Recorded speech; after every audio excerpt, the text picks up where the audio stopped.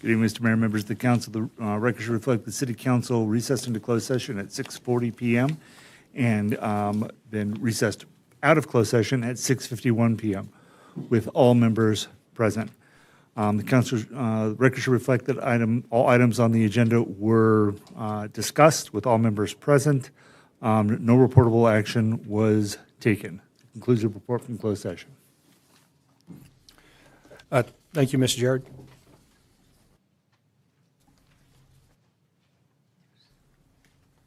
You can continue your discussions now. We'll start the meeting at 7.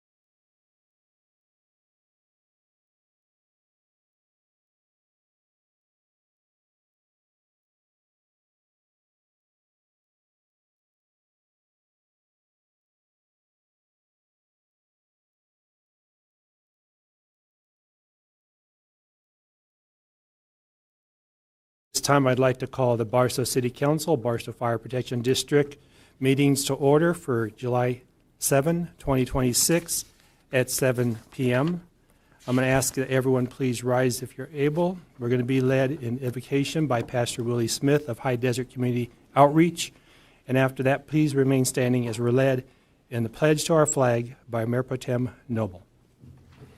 May we can bow our heads. Lord, we want to thank you for this day. We pray for our city officials and the town of Barstow according to God's word. It reminds us that where no counselors, the people fall. But in the multitude of counselors, there is safety. Can two walk together except they be agreed? So we pray a blessing upon this meeting on tonight. Amen. Please join me in pledge allegiance to the flag. Ready? Begin.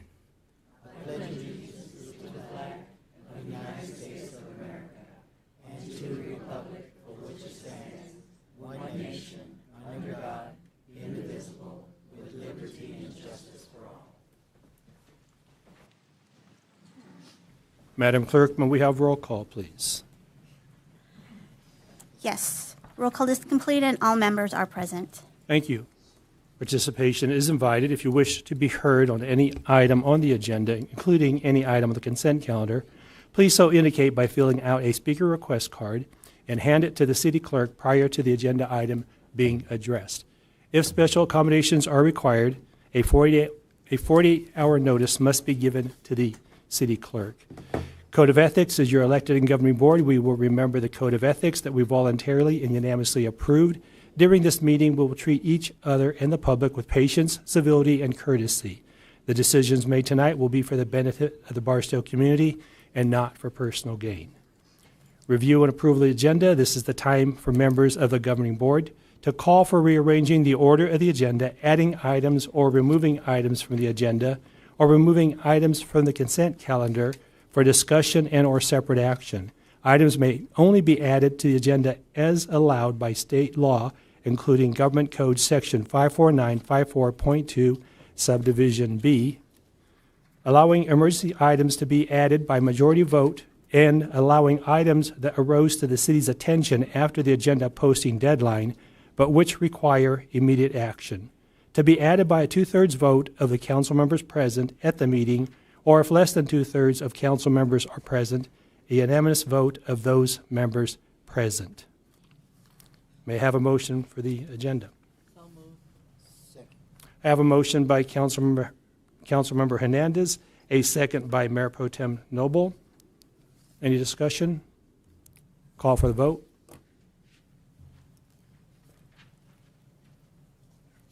And the motion to approve the agenda passes 5-0.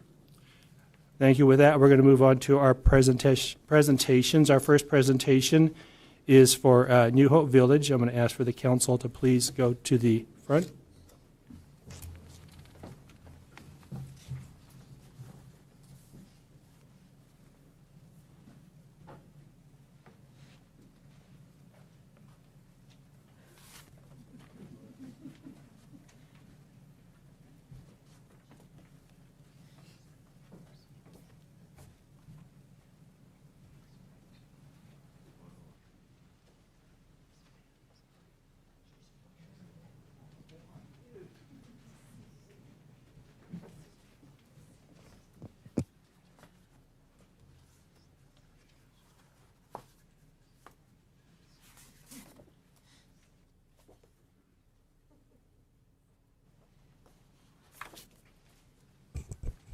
Did I have a presentation?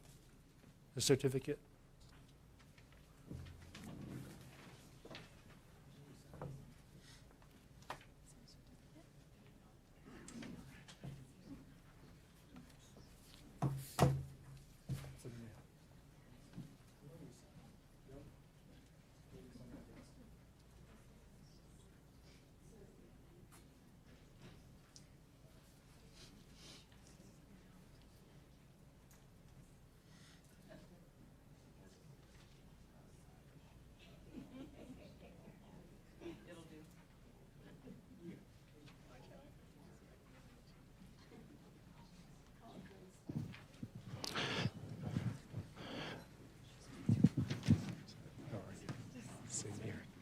All right, we've got a proclamation.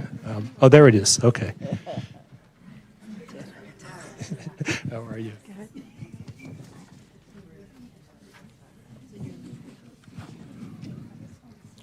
All right, for those of you that don't know, Angela, her crew, New Hope Village, were nominated and received a state award for the services they do. Actually, I'm gonna let the senator speak first. We have the honor, because she's the one that nominated New Hope Village, and we just wanted to have New Hope Village here this evening and recognize what the state recognized. So go ahead and let them know what they were recognized for. Thank you, Mayor. So a couple of months back, we had our town hall here in Barstow at the community college. It was a great turnout. And one of the beauty about the town halls that we do throughout the district, we have 40 cities and communities, by the way. I represent just under 1 million people. And the beauty about the town halls is that we really get to know about the community, who's doing what. And at that particular time, we were looking for nonprofits of the year to be recognized at the state level for Senate District 19. And it was at that, and I get a list of all the nonprofits throughout the district with everything on there.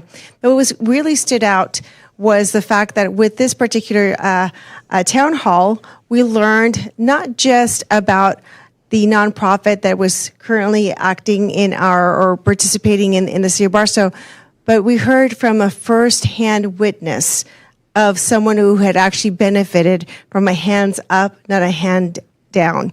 And so she expressed how she had gone from homeless to be able to get the services that she needed to getting her children back from the system. And so it was really an eye-opening experience for me to get to know that the woman behind the group home, New Hope Village, was right there as well. And when I hear of the incredible impact that it has on personal lives, of empowering people to be the best that they can through education, counseling, whatever it may be, New Hope Village really hit the mark as far as the services that they were providing as well as the outcome. Not just the talk, but the act.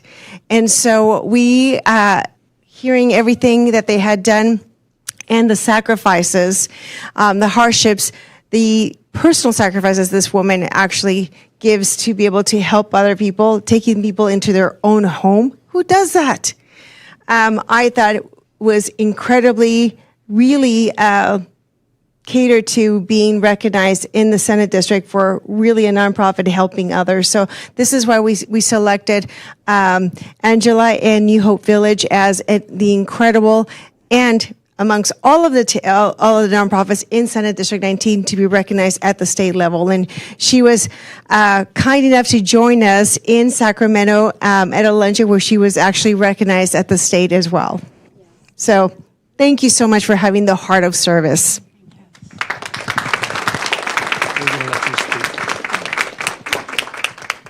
Is that your proclamation? Oh, okay. You know, before I read our proclamation for New Hope Village, I just want to say, and there's probably more, but I can say for a fact, I know of 5 people that have gone, one of them standing next to me, that have gone from homeless, home challenged, to tax-paying homeowners that have been through New Hope Village. So with that, and there's probably more. Those are five that I know of. So this proclamation recognizing New Hope Village as the 2026 California Nonprofit of the Year, whereas New Hope Village, Inc.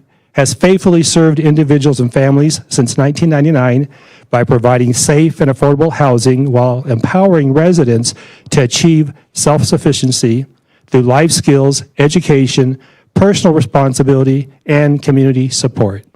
And whereas through the guiding philosophy of hands up, not hands out, New Hope Village, Inc. has positively impacted countless lives by helping individuals and families build stable, independent futures.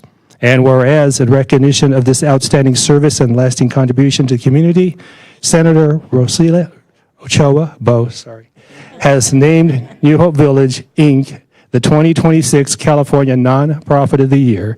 Now, therefore, let it be proclaimed that the mayor and the city council of the city of Barstow, California, do hereby congratulate New Hope Village, Inc. on this well-deserved honor and express their sincere appreciation for its dedication to improving lives, strengthening families, and serving our community with compassion and excellence. Thank you.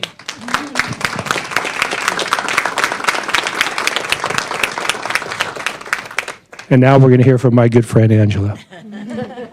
Okay, I want to thank you all for the support and for Senator acknowledging us and naming us nonprofit there. It was so exciting. We went to Sacramento our first time. We took pictures of the Capitol. We were in the Senate. It was just amazing. So I appreciate that, and we were honored. And as far as the city council, I've known Tim for a long time. In fact, I was the first one that bought the home from him. So he asked me, are you still in the same home? I'm like, yeah, I'm still in there. But we love what we do. I have a team behind me and with me, and we'll continue to serve the city of Barstow and help people get back on their feet again. So we appreciate it.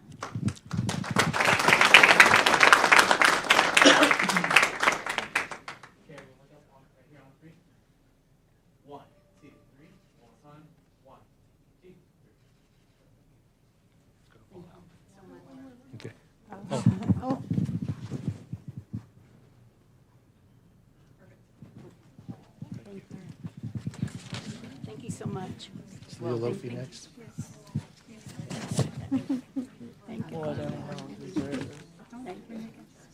Oh, it's in the ball right now.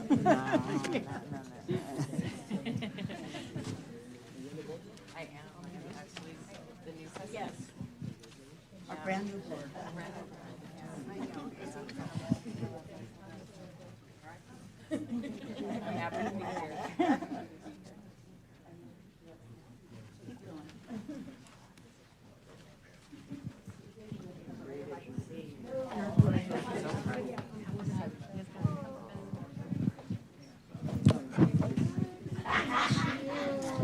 Thank you for having that heart to serve. I've got to say one more thing real quick. Our senator here, I have never seen a senator more active in the Barstow community.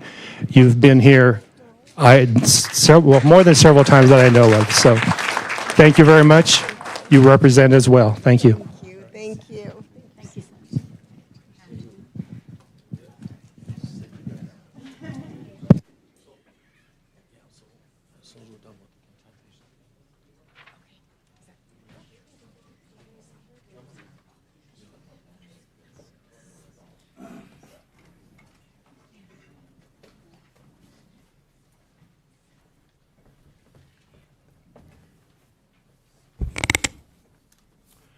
With that, we'll move on to our second presentation. This is a community resilience update. City Manager, Ms. Clayton. Thank you, Mayor, members of the council.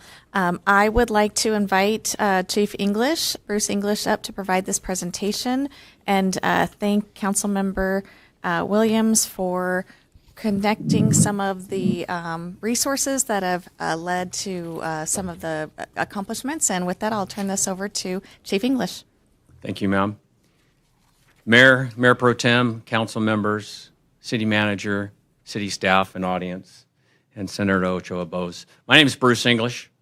I'm the Community Resilience Officer for City of Barstow and the Division Chief for Barstow Fire Protection District.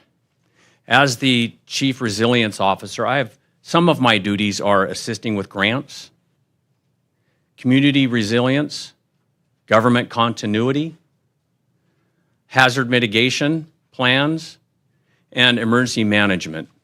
My theme for tonight is coordinated action to protect our oasis. And I've sandwiched my presentation between two slides, and you will see those, which I think are the most important one. I'd like to start out with the ground that we're standing on is a sponge. What we pollute today, our children drink tomorrow.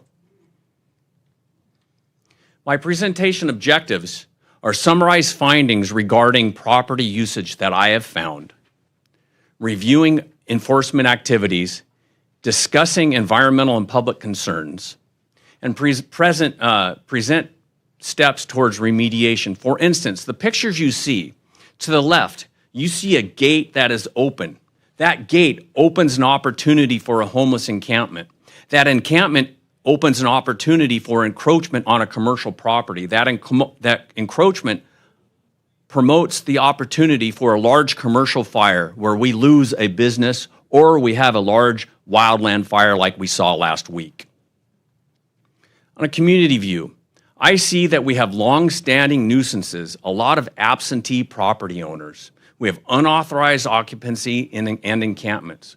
We have accumulated debris and hazardous conditions. This impacts our surrounding neighborhoods.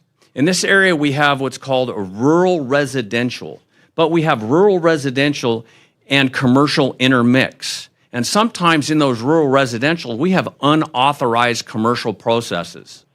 And that creates enforcement barriers. For instance, this is just one of the items that we're working on, one of the areas. I present to you the Grandview area, which is in a local Mojave River watershed. I take your attention to the red rectangle in the picture. That is this. On the left top, we have the Mojave River watershed.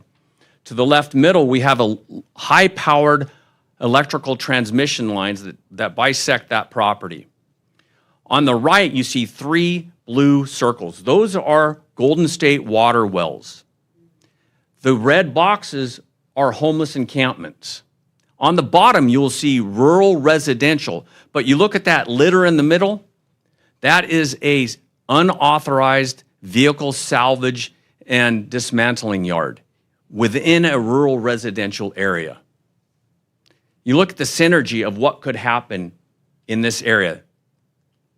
What does that tell us? We have fire and life safety concerns.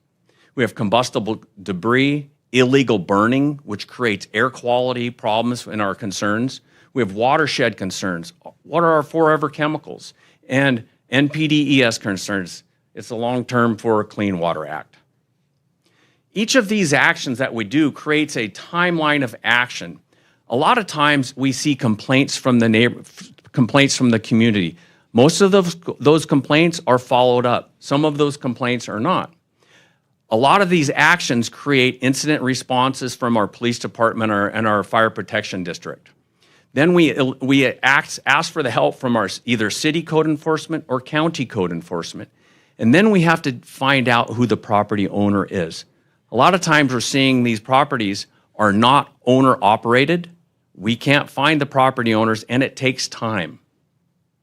These active enforcement and monitoring is monitored by Barstow Fire Protection District, California Fish and Game for areas that are within our watershed, Water District Well Management. We ask when we go on these enforcements, we ask that our local water purveyor do water well testing, and we also ask that we have third-party soil sampling so we can correlate if there is anything compared to the top and in the aquifer. Code enforcement for the city and county. I need to identify that code enforcement is a vital role for police and fire assistance. And then last is county health hazmat. If we see any type of hazmat, we have to call the county health hazmat to assist us with soil sampling and what we see there on top of the soil. Multi-agency coordination. All those actions require that we get assistance from other agencies. And it's interesting, Senator Ochoa Both, I wrote this before you were going to be here. So it just happened to be that way. But sometimes in Barstow, we feel that we're not getting the services that we request. Sometimes our requests go unanswered. So in this instance, we called Ochoa Bo's office, and the outpouring of support was absolutely amazing. From that, we had partner agencies calling us, hey, how can we help? You're not going to tell the senator's office that we didn't call, right?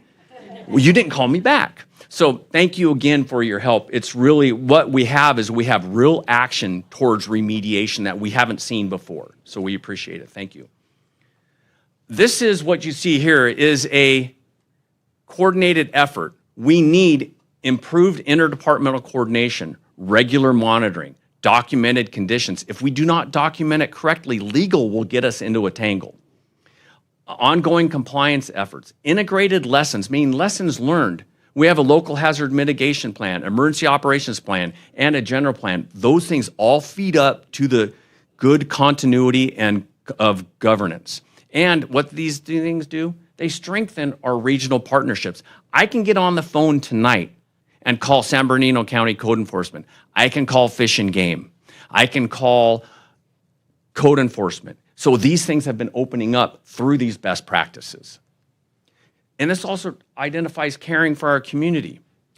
It's increasing by taking care of these issues early. It's increasing our neighborhood's appearance and our appearances in our local neighborhoods, which is important.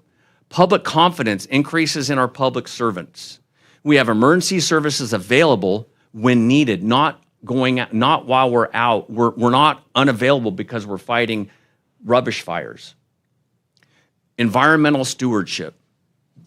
These enforcements, though, they open up other avenues of community need. For instance, we have a vulnerable population. Remember I talked about those 7 red boxes? Those were 7 encampments in that protected area of our water wells, our transmission lines, and our Mojave River watershed. Out of those 7, on the left, myself and Jason McCauley in the fire department, we started a conversation with this gentleman multiple times. We had some trust with him. We offered him support, and he decided to go to a local shelter. And to the right, that picture is his intake into a local shelter. He has an opportunity for a life-changing experience. So good, thank you. So that is why we do it. Systems of accountability. We have systems in place. Are these systems being given the tools for actionable change? Early intervention at high-risk properties before the conditions escalate. It's a lot cheaper to remediate property damage early than at a late, like some of the properties that we've seen. Establish clear agency roles, which we are doing. We need to establish guidelines for time responses and escalation pathways for complex nuisance and environmental cases. And I think we're there. We can make that phone call. We can get those partnerships going and provide community-wide social media campaigns focused on highlighting expected standards. If we don't identify our expected standards, how do we identify to those that are here either short-term, our commercial, our residential, our transient population in our hotels that come and go, our homeless populations? How do we tell them what our expectations are if we don't state them? Our Mojave River watershed is dry most of the year. It's a river. Don't let people say it's not. Even though it's dry, it is a river. Groundwater is recharged with snow and runoff from our mountains. The basin is an underground aquifer between the Mojave River and our surrounding valleys. Water is pumped from wells from the Mojave River basin. Like I said, I'm sandwiching 2 slides. What we drop on the ground, we drink. And like I said, I'm going to close with my theme tonight is coordinated actions to protect our desert oasis.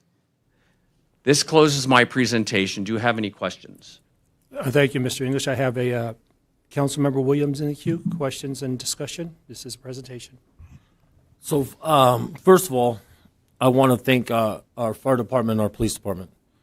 8 months ago, I came across this because a resident called me up and it was in the county. They didn't think we were going to do anything about it. I reached out to our congressman and everyone else. No response. So I reached over to the lifeline that I'm using, which is our senator, and her staff, which is Emily out there, who I absolutely adore. And right away, we got a meeting with the city manager and the mayor on that. Our fire department and everybody else were having trouble getting to. Our fire department was reporting these issues, but we weren't getting anything back. Am I correct, Bruce? Yes, sir. It wasn't until we got to the senator that a whole opportunity of people wanted just to come out and reach out and check with us, make sure that we're good. I want you to understand what Bruce is talking about. You have to see for yourself to see the disaster. The chief's been out there. Our fire department's constantly putting out. How many fires have we put out in that area in maybe 8 months? Within the last year, we've probably responded about 6 or 7 times, with 5 of those being extended incidents of greater than 3 or 4 hours. What are we burning out there? What's being burnt? You name it, rubbish, hazardous materials, tires, you name it. Asbestos. Rubbing alcohol. I mean, there's just all kinds of hazardous conditions out there. Bruce, explain the chemicals that you found out there because Bruce has just educated the heck out of me. I'm an expert now. The chemical hand cleaner. Ethyl alcohol is one of the items that we don't want to penetrate our soil, and we found hundreds and hundreds of containers out there. It's not always the chemicals on the surface we find, it's what's burnt. If you burn plastic, creates dioxins. Dioxins are forever chemicals. When you burn that on our sponge, our soil, those dioxins are now present in our soil. If you burn tires, if you burn plastics, N-heptanes, benzene, ethyl alcohol, all those items, they sit on our ground. And that's why I said coordinated action protecting our oasis. And by remediating those issues in the beginning, we don't have the issues of long-term mitigation at the end. So, I guess the message to the residents is we care. Obviously, we made a choice to go and bring in the greatest senator, maybe a future governor, to help us out. And I'm going to tell you, her staff was amazing. The teamwork, the education, bringing us all together. But her entire staff, and Senator, I got to tell you, you have an amazing, amazing staff. And I bother Emily all the time. to our fire chief, to our police chief, to the fire department. Amazing job of how fast 8 months went by. And Bruce says, hey, no more videos. Don't do no more videos until we get this done. So I did too, but I want the community to care. I want our county residents to know we care, because not only are we a council, but we're sitting on the fire board as well. And so when those phone calls come in or those messages come in, they're important. So I just want to thank you personally. Senator, I want to thank you again. And Emily, especially want to thank you. You guys have got amazing, amazing staff. We're so proud of you, Senator. Thank you, Councilor Williams. Thank you, Mr. English. Madam Clerk? We have no comment on this. All right. Thank you very much, Mr. English. With that, we'll move on to our third presentation, and for this one, I will ask the council to step forward again, and the Lialofi family to please come forward.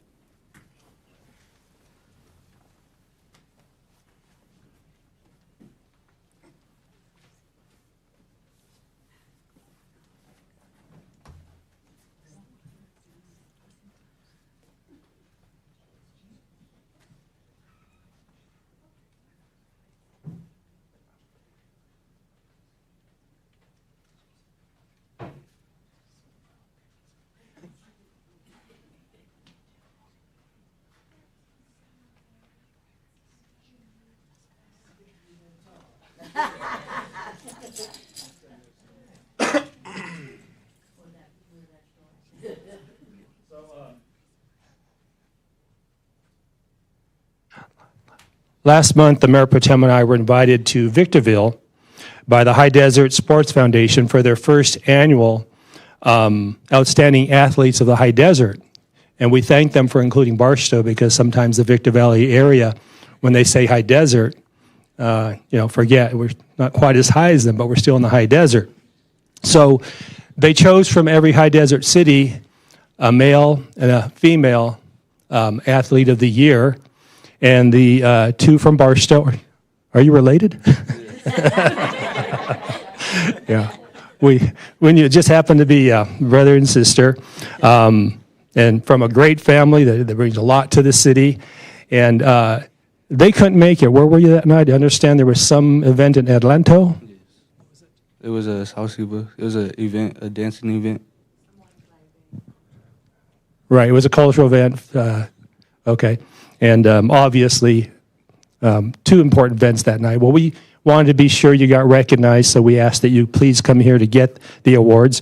So I have the award here for Angelique Lialofi, and I've messed that up before, right? Because weren't you an EXP class? No? Okay, it was somewhere else then. So she was from Barstow, the Female Athlete of the Year, and you want to tell us a little bit about your sport? Or sports, maybe? Yes, I play I play volleyball and I play soccer and basketball, but I was a varsity starting player on my volleyball team, and I was also a captain, and we led our team to second round of CIF, and yeah.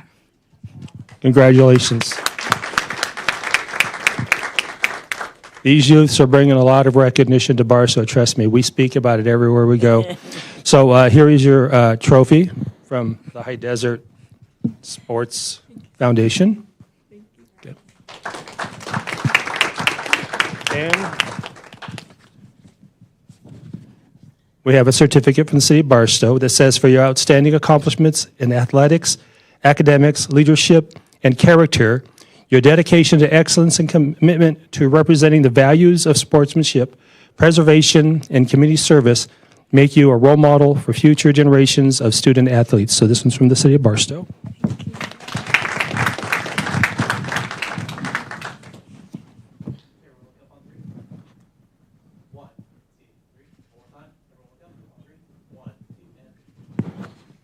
All right. And we won't pose with all of them, but we have other. We have one here from.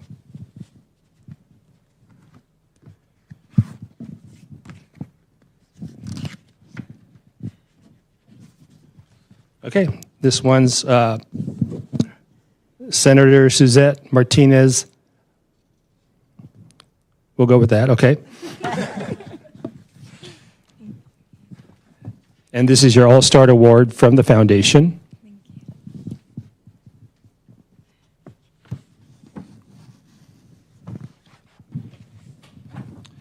And then we have one from the 39th District, Juan Carrillo.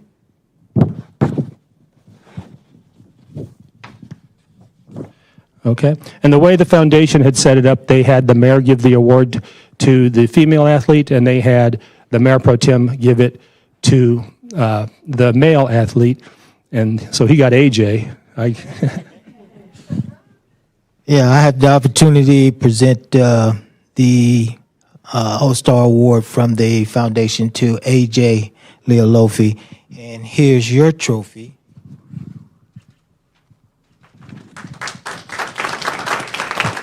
And your certificate from the foundation.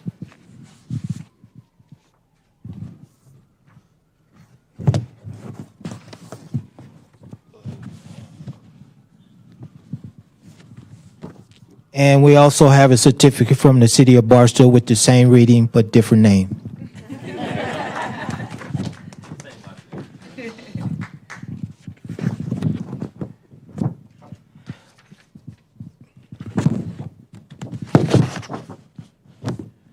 This is office from the office of Councilman, as you were, Congressman Jay Obanofi.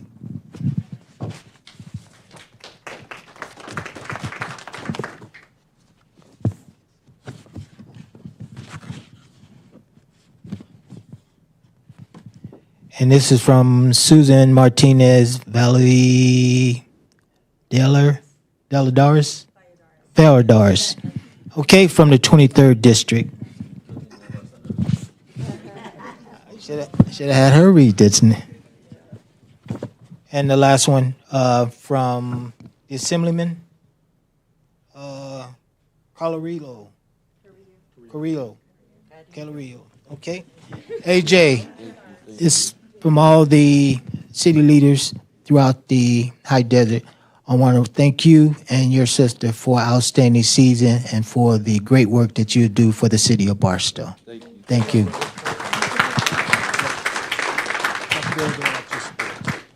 I play football and soccer. For football, we won the whole thing, as you can see on the shirt. State champ. Yeah, thank you. Thank you. And as I spoke to the crowd that night, I mentioned to them regarding our state championship, we have a lot more Leolofis in Barstow.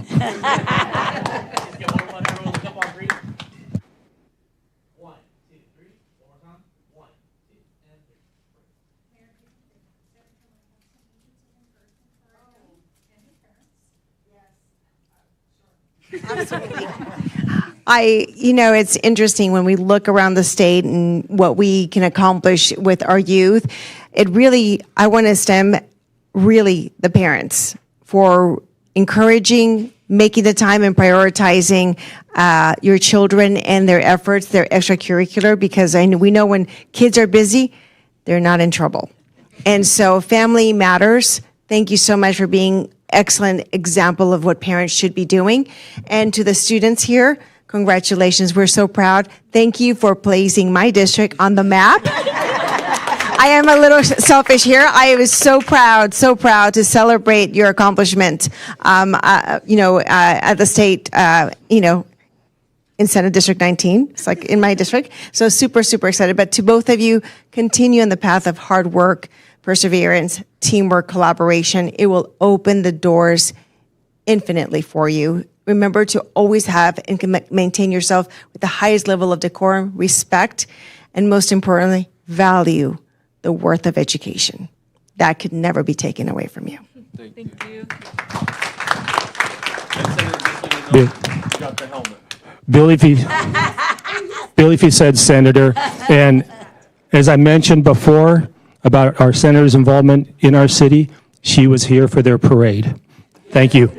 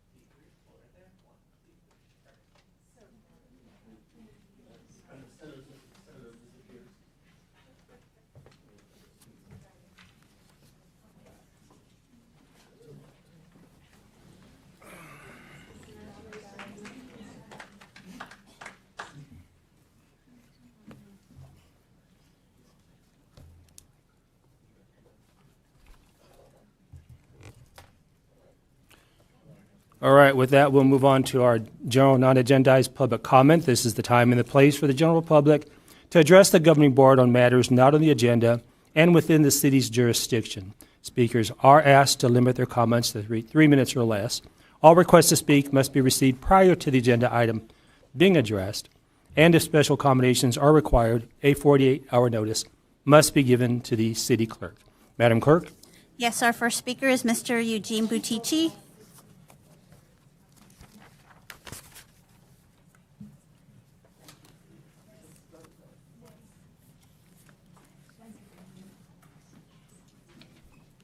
Welcome, Mr. Batici. Thank you very much, Council. I'll be honest with you, it's an agenda item, but I don't have time to be here until later. But I just want to say I fully support as far as the City of Barstow's application for the Opportunity Zone 2.0, and particularly with the general plan update. I believe this will help spur some development in the area and or accelerate development with the opportunity there. Also, I'd like to thank that was item 19 on the agenda. Item 20, thank you as far as to the City of Barstow for working diligently to get the grant money and progress with the renovation of the Pocket Park that's over at First Avenue and Main Street. People may not realize, with my daughter's business right next door, residents may not realize how many people who are traveling Route 66 go to that spot because you have the I call it 360 degrees of Main Street murals, where it doesn't matter which direction you're looking at. And it's amazing the number of tourists who go there to take pictures. So as far as I look at that as ground zero for the redevelopment in the downtown Barstow area. So I just wanted to say thank you. Thank you, Mr. Batici. Our next speaker is Mr. Ted Wiesma.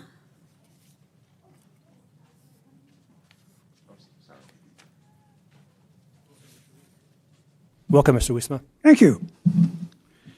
Just want to point out when I speak, I'm speaking under the First and 14th Amendment to the Constitution of the United States, as is my legal right to do so.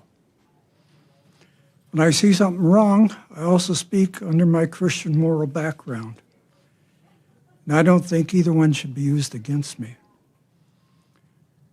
Now, you don't always agree with me, but the point is, deal with issues. And I've never liked the way you were attacking the poorest of the poor. Yes, there are problems out there, and those problems need to be dealt with. But how you deal with the individuals matters as well. Like it or not, their home is Barstow, California. And as you assault them, you're assaulting citizens of this town that you're supposed to be up there trying to help. I'm glad to see there has been some change. You finally are making an effort to help. But in the past, the Homeless Committee was never able to get any funding. And they asked and they asked and they asked for years. Well, finally, the city is doing something about that. I'm glad to see it. But again, deal with the issues and stop the attacks on the people, although they have decreased, and I'm glad that that is so. Thank you. Thank you, Mr. Wiesma. Our next speaker is Ms. Marcia Wiesma.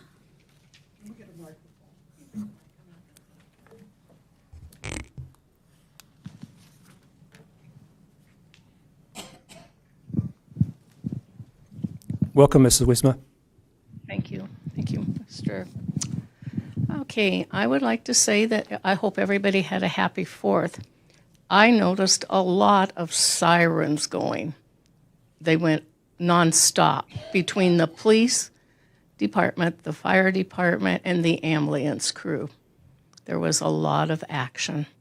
Although I did see one accident, and that did concern me, and that was your head-on one on Main Street, Chief.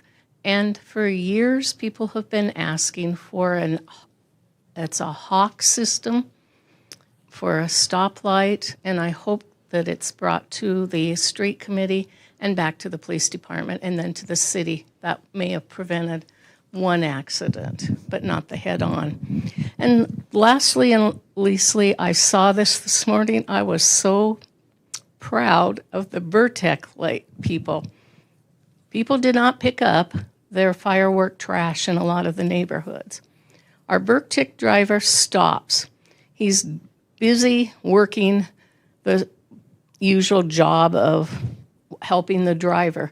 This guy gets out, he picks up all the cardboard trash, and that goes into the recycles.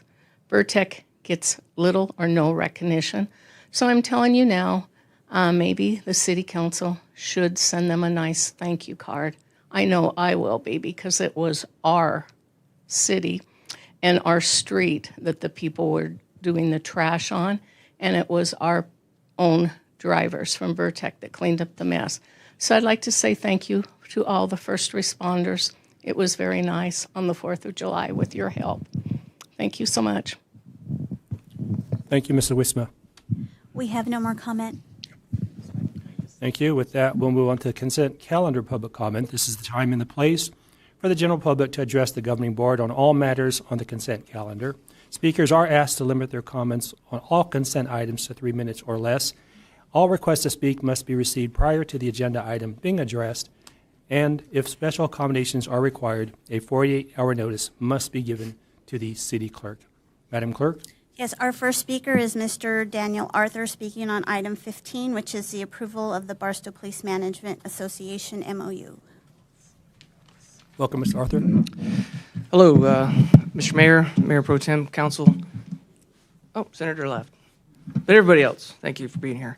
My name is Daniel Arthur. I'm the president of the Barstow Police Management Association, and I just wanted to come up here to thank our city manager, Ms. Rochelle Clayton, and our administrative services director, Ms.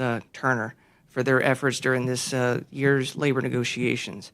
I've been with the agency for about 24 years now, and I got to say this is the first time in my memory, ever even before this, that we had in framework something to present to council before July. I know it kind of went into later just because of how the dates went, but this is the first time for us, and for us this is huge. So I just wanted to give a thank you to both of them for all their hard work. So on behalf of the Barstow Police Management Association, we recognize your efforts and truly thank you so much. Thank you, Mr. Arthur. Our next speaker is Ms. Marcia Wiesma, speaking on item 14, which is the third quarter Measure Q financial report.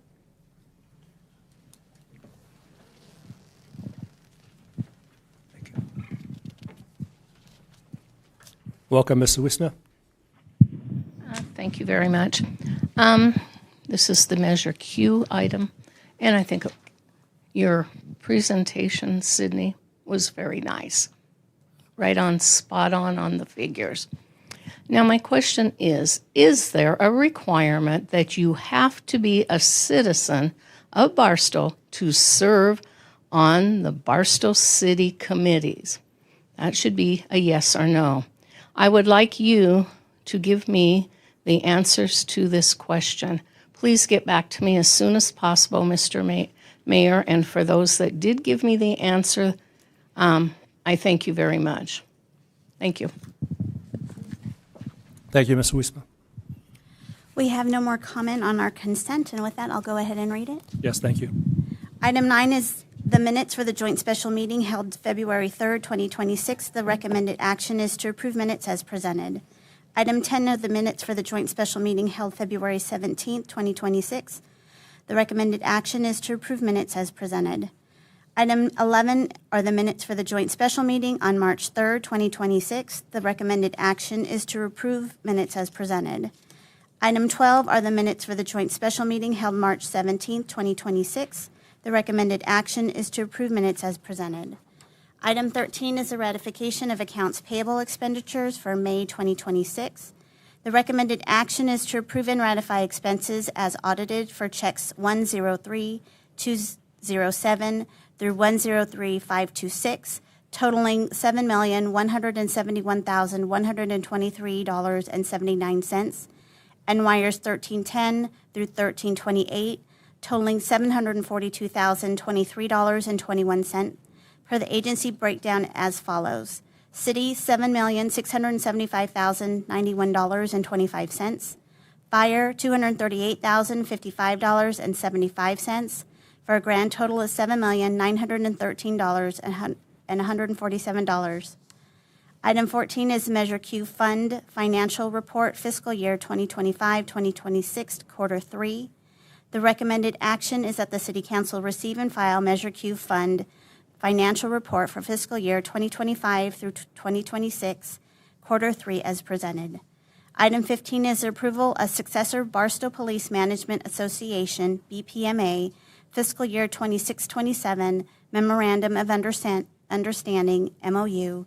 The recommended action is staff recommends that the City Council, 1, approve the successor MOU with the Barstow Police Management Association, BPMA Unit 8, and approve Resolution 5300-2026, the First Amendment to the Public Available Pay Schedule, and 3, authorize an appropriation of budget to the applicable police salary accounts from available budget surplus in the fiscal year 2026-2027 general fund budget.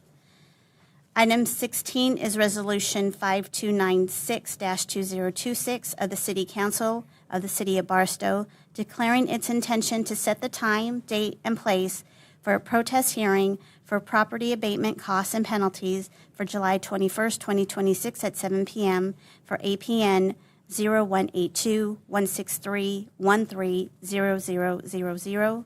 The recommended action is to adopt Resolution 5296-2026, setting the date and time for a protest hearing for property abatement costs and penalties for July 21st, 2026 at 7 p.m. in the council chambers, and waive the full reading for APN 0182-163-130000. Item 17 is the approval of resolution calling and giving notice of the holding of a general municipal election to be held on Tuesday, November 3rd, 2026, for the election of certain officers as required by the provisions of laws of the state of California to general law cities. The recommended action is to adopt the following companion resolutions and waive the full reading. Resolution 5297-2026, calling and giving notice of the holding of a general municipal election to be held on Tuesday, November 3rd, 2026, for the election of 2 City Council members for Districts 1 and 2. Resolution 5298-2026, requesting the San Bernardino County Board of Supervisors to consolidate the city's general municipal election with the statewide general election to be held on November 3rd, 2026, pursuant to Elections Code Section 10403, and Resolution 5299-2026, adopting regulations for candidate statements submitted to the voters for the November 3rd, 2026 general municipal election, pursuant to Election Code Section 13307. Item 18 is the acceptance of the fiscal year 2026-2027 National Highway Traffic Safety Administration Award as a subrecipient through the California Office of Traffic Safety, OTS. The recommended action is authorize staff to allocate and appropriate the necessary funds to complete the project and submit eligible costs for reimbursement pursuant to the grant agreement. And that is the end of the consent calendar, Mr. Mayor. Thank you, Madam Clerk. Any questions from council? Seeing none, I'll call for a motion. I move to approve. I have a motion by Councilmember Hernandez, a second by Councilmember Williams. Any discussion? Seeing none, I call for the vote.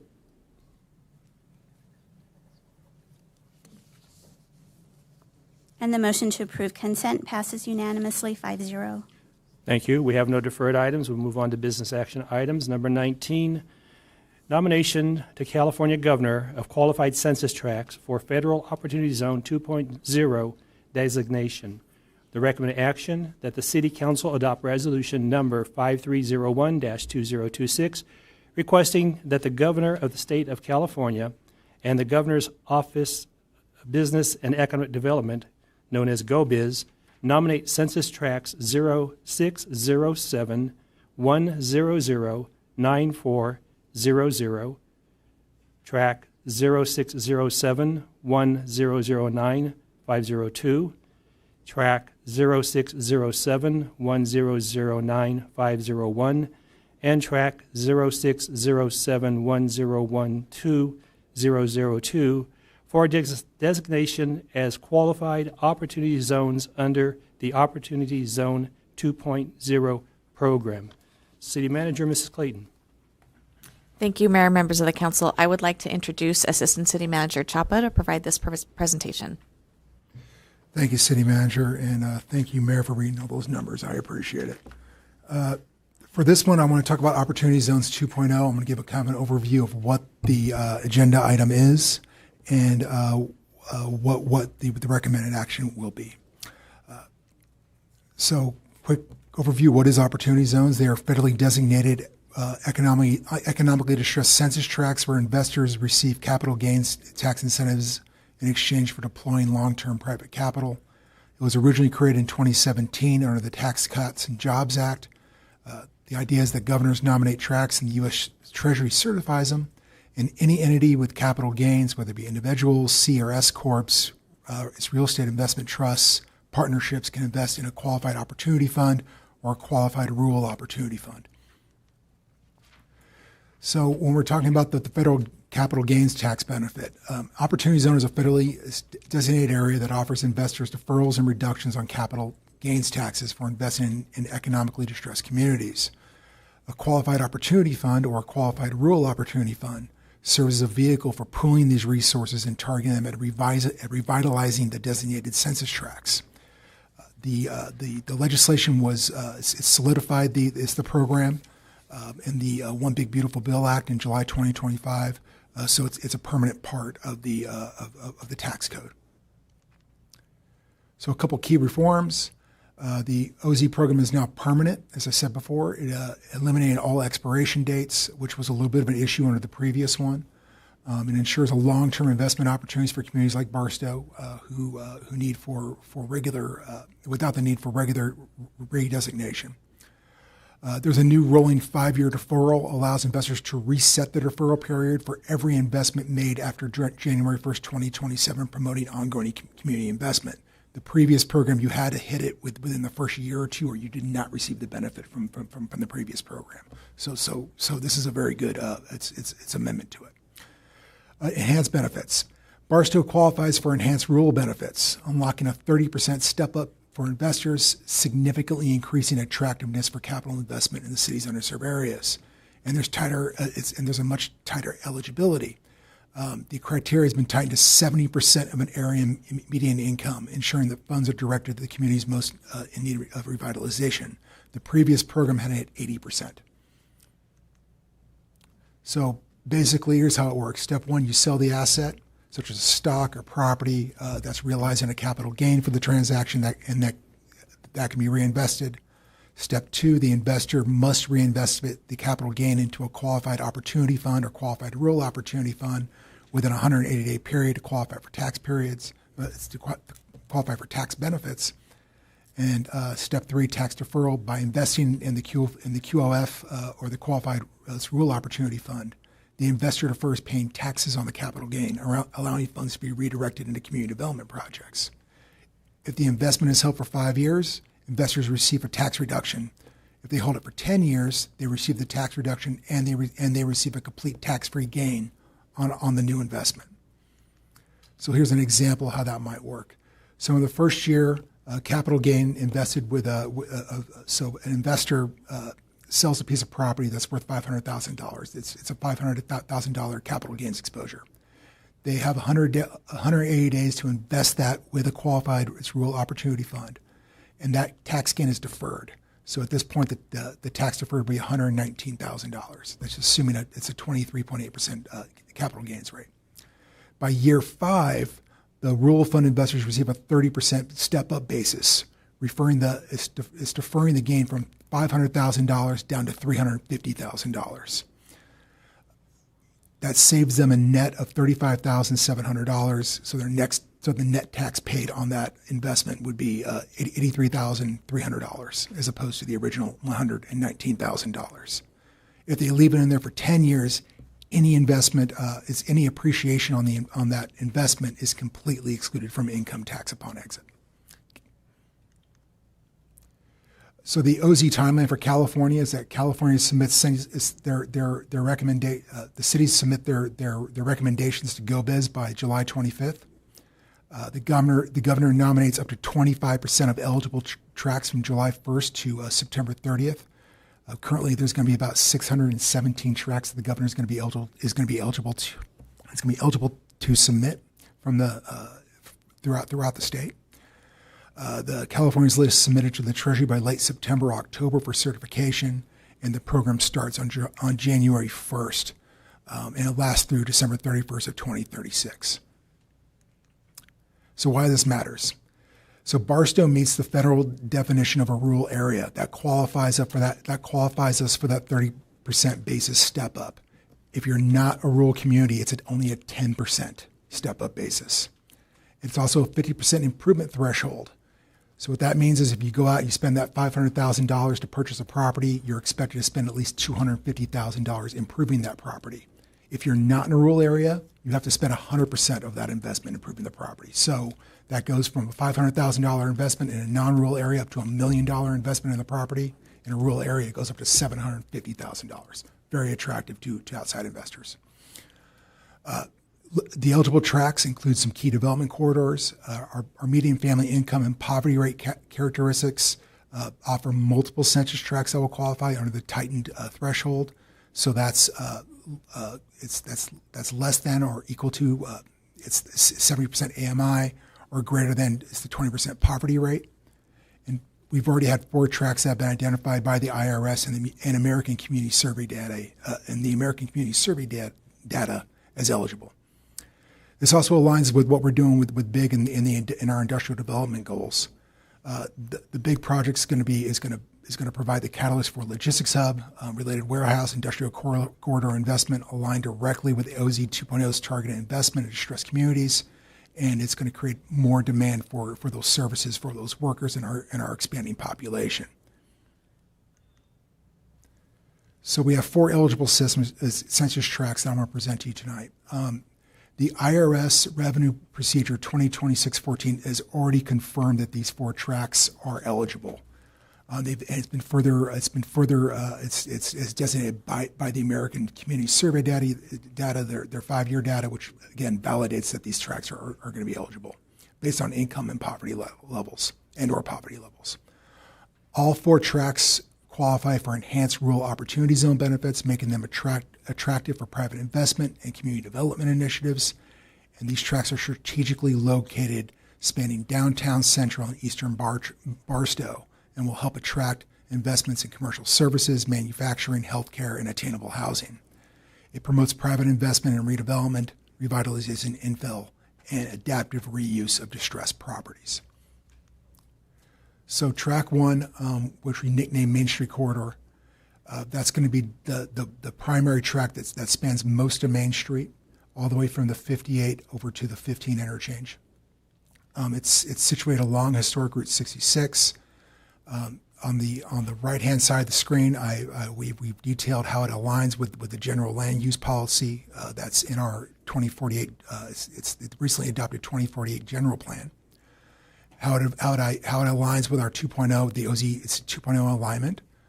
So historic facade rehabilitation, new retail opportunities, adaptive reuse, mixed-use redevelopment, all fall within OZ 2.0 alignment. And there is some industrial zoning to the north of that property that will attract investments in value-added logistics and advanced manufacturing. One caveat for the nomination to California, to Governor Newsom and GoBiz, is that it has to align with the California Jobs First State Economic Blueprint. We've determined that there's some synergies there with mixed-use redevelopment along Route 66, entrepreneurial ecosystems to enhance the small businesses and professional services, rehab of underutilized storefronts, supports Main Street businesses, food services and neighborhood services, and advanced manufacturing and value-added logistics as well to the northern part of the track. Central Barstow, this again is an opportunity for a vibrant residential neighborhood commercial area and a high desert hub for medical and healthcare services. With Barstow Community Health already located there, and there's some other, and SAC Health also having facilities in the area as well. there is some opportunity to develop some parcels there for those uses. Again, beginning with the 2048 general plan alignment, it's the OZ 2.0 alignment, really focusing again on the medical and healthcare facilities and the neighborhood commercial revitalization, workforce training, attainable housing, and public facilities. It aligns with the state blueprint again with healthcare, housing, education. Those are considered anchor sectors, meaning that without those sectors you can't grow. So it does facilitate that need. And workforce development and pathway role opportunities for positions that don't require a bachelor's degree. That's a huge part of the economic blueprint alignment. This next track we're calling the Barstow Interchange. It's strategically located right there at the 15 and the 40. Again, it offers an opportunity for additional development in medical and healthcare services. There is some vacant land in the area that could help with some infill for neighborhoods and attract investments in single-family and multifamily housing, essential workers, students, family. It's attainable housing, and investments in revitalization, adaptive reuse for distressed commercial and hospitality properties as well. California's blueprint aligns attainable housing and rehab of the underutilized storefronts, supports Main Street services, retail food services, and neighborhood services. And finally, the fourth track that we're going to be submitting is going to be in East Barstow, MCLB. It extends all the way out towards the MCLB. There's substantial opportunities for commercial development and some other uses for commercial and grocery services as well. That includes existing neighborhoods and some and again the obtainable housing, the multifamily, the single family, and a variety of housing choices. And big for us is the neighborhood services. So again, could attract grocery, childcare, and food and beverage, which are currently undersupplied in this area, and falls in line with a lot of those triggers with the California Economic Blueprint.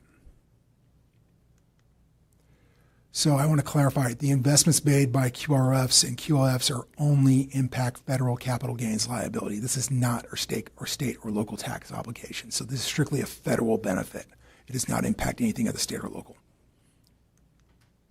So our recommendation is that the Barstow City Council adopts a resolution requesting the governor of the state of California and the governor's and requesting that the governor of the state of California and the governor's Office of Business and Economic Development nominate census tracts 0607 100 9400, 0607 100 9502, 0607 100 9501, and 0607 101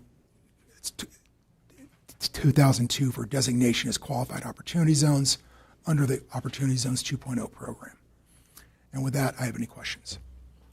Bring it to council for questions to staff.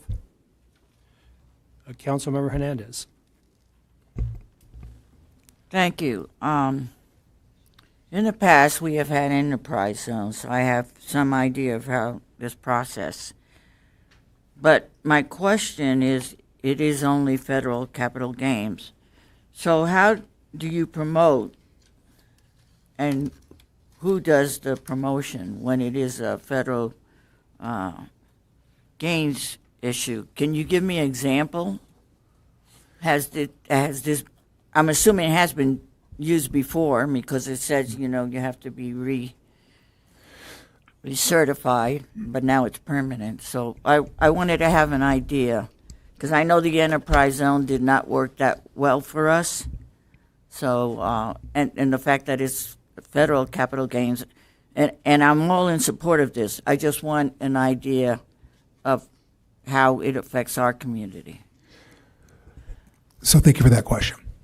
The next step would be after we submit the tracts to the governor's office for review. The governor's office would nominate tracts to the federal government. Even though all four of these tracts are qualified, it's possible that not all four tracts make it. Maybe because there's going to be a lot of competition. There's 617, 600 and so it's slots for this for the entire state.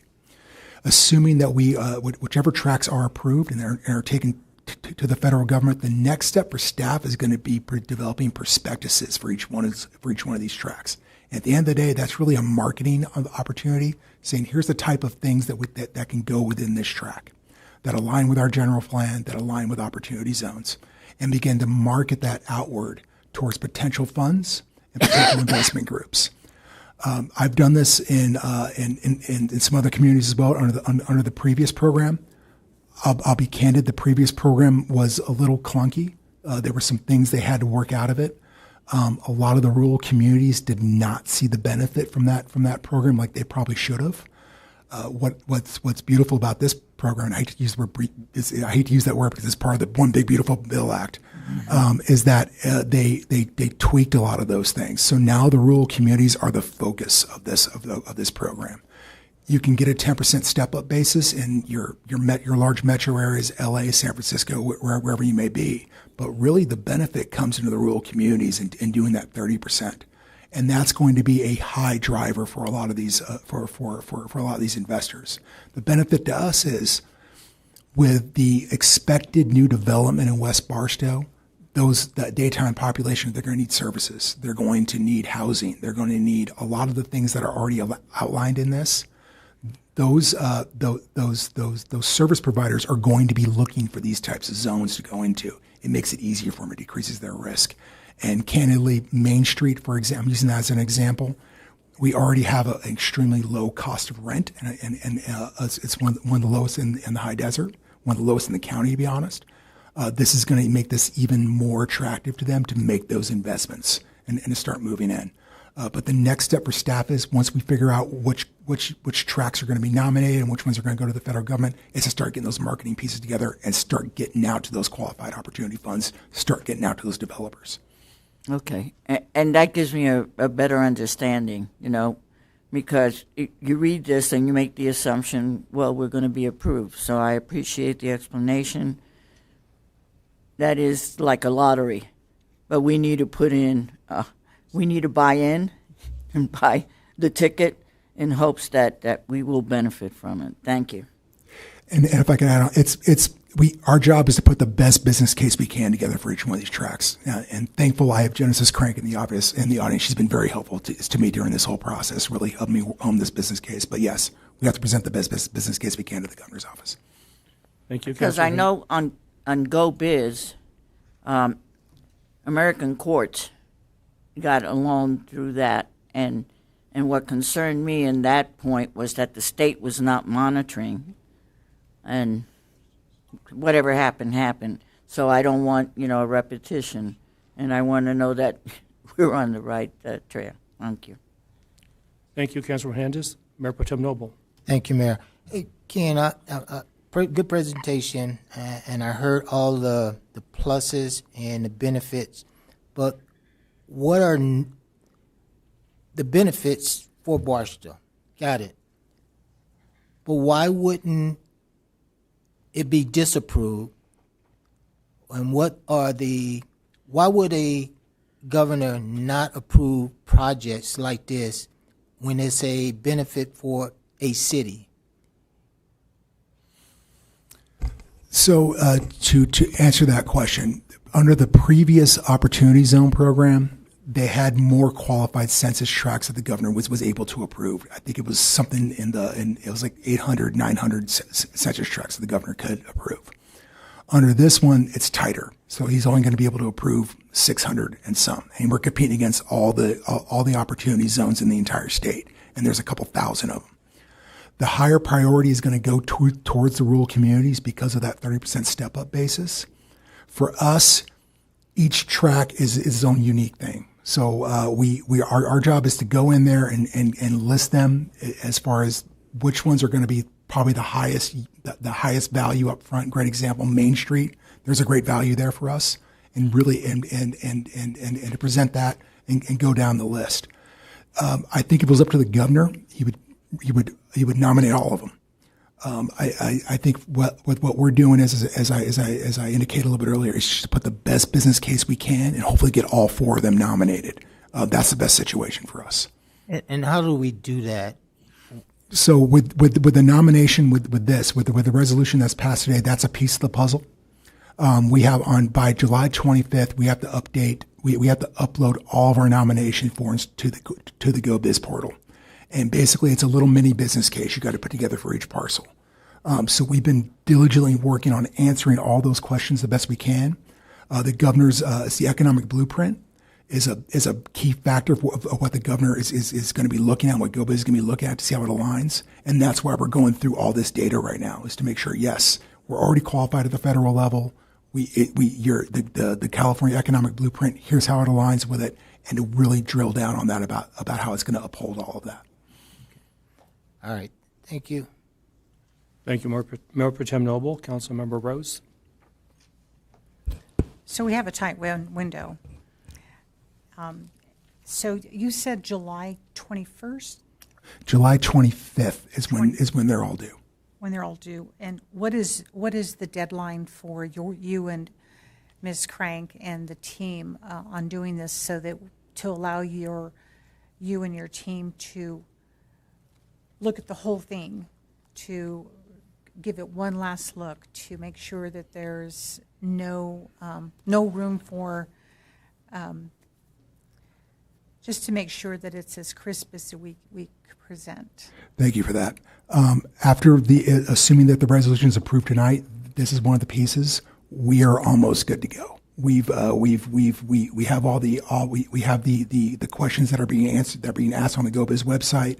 We're formulating we actually, I think Genesis and I actually did a little overkill at one point in time on the opportunity zone data before we knew the format that the governor's office was going to do. We have a lot of really strong data that supports each one of these census tracts. Our goal is to get all four. I think we have a very strong business case for each one of those. So as soon as the resolution is approved and we have all the numbers, we will begin reviewing the questionnaire one more time, and we're going to start uploading probably the week of the 20th. Thank you for that, and thank you for the hard work that you've already put in, and I look forward to us getting all four. Thank you, Councilmember Rose. Just a couple of questions here. The one map, Central Barstow, about a quarter of it falls in the county. Does the county have to participate, or do we just don't use that part? Thank you for that question, Mayor. Yes, there is a little bit of overlap with the county, even in the Main Street corridor one. It does dip into the county in some areas. We've been working alongside the economic development team of the county. If we're going to submit for the site, then they're not. If we are not going to submit for it, so there's a couple sites that are right outside the city limits, then they're going to submit for those. So there's a lot of coordination on that. All right, thank you. And then, speaking of coordination, our lobbyists are up to date on this? Our lobbyists are up to date on the Opportunity Zone program, yes. Okay, in our application? I have sent this off to when this is complete, when the resolution is done, they're going to be copied on the resolution. All right, thank you. Seeing no more questions from council, Madam Clerk? We have no comment on this item. I'll bring it back to council. Any further questions? Seeing none, I'll call for a motion. I move to approve. I have a motion by Councilmember Hernandez and a second by Mayor Pro Tem Noble. Any discussion? Seeing none, I'll call for the vote.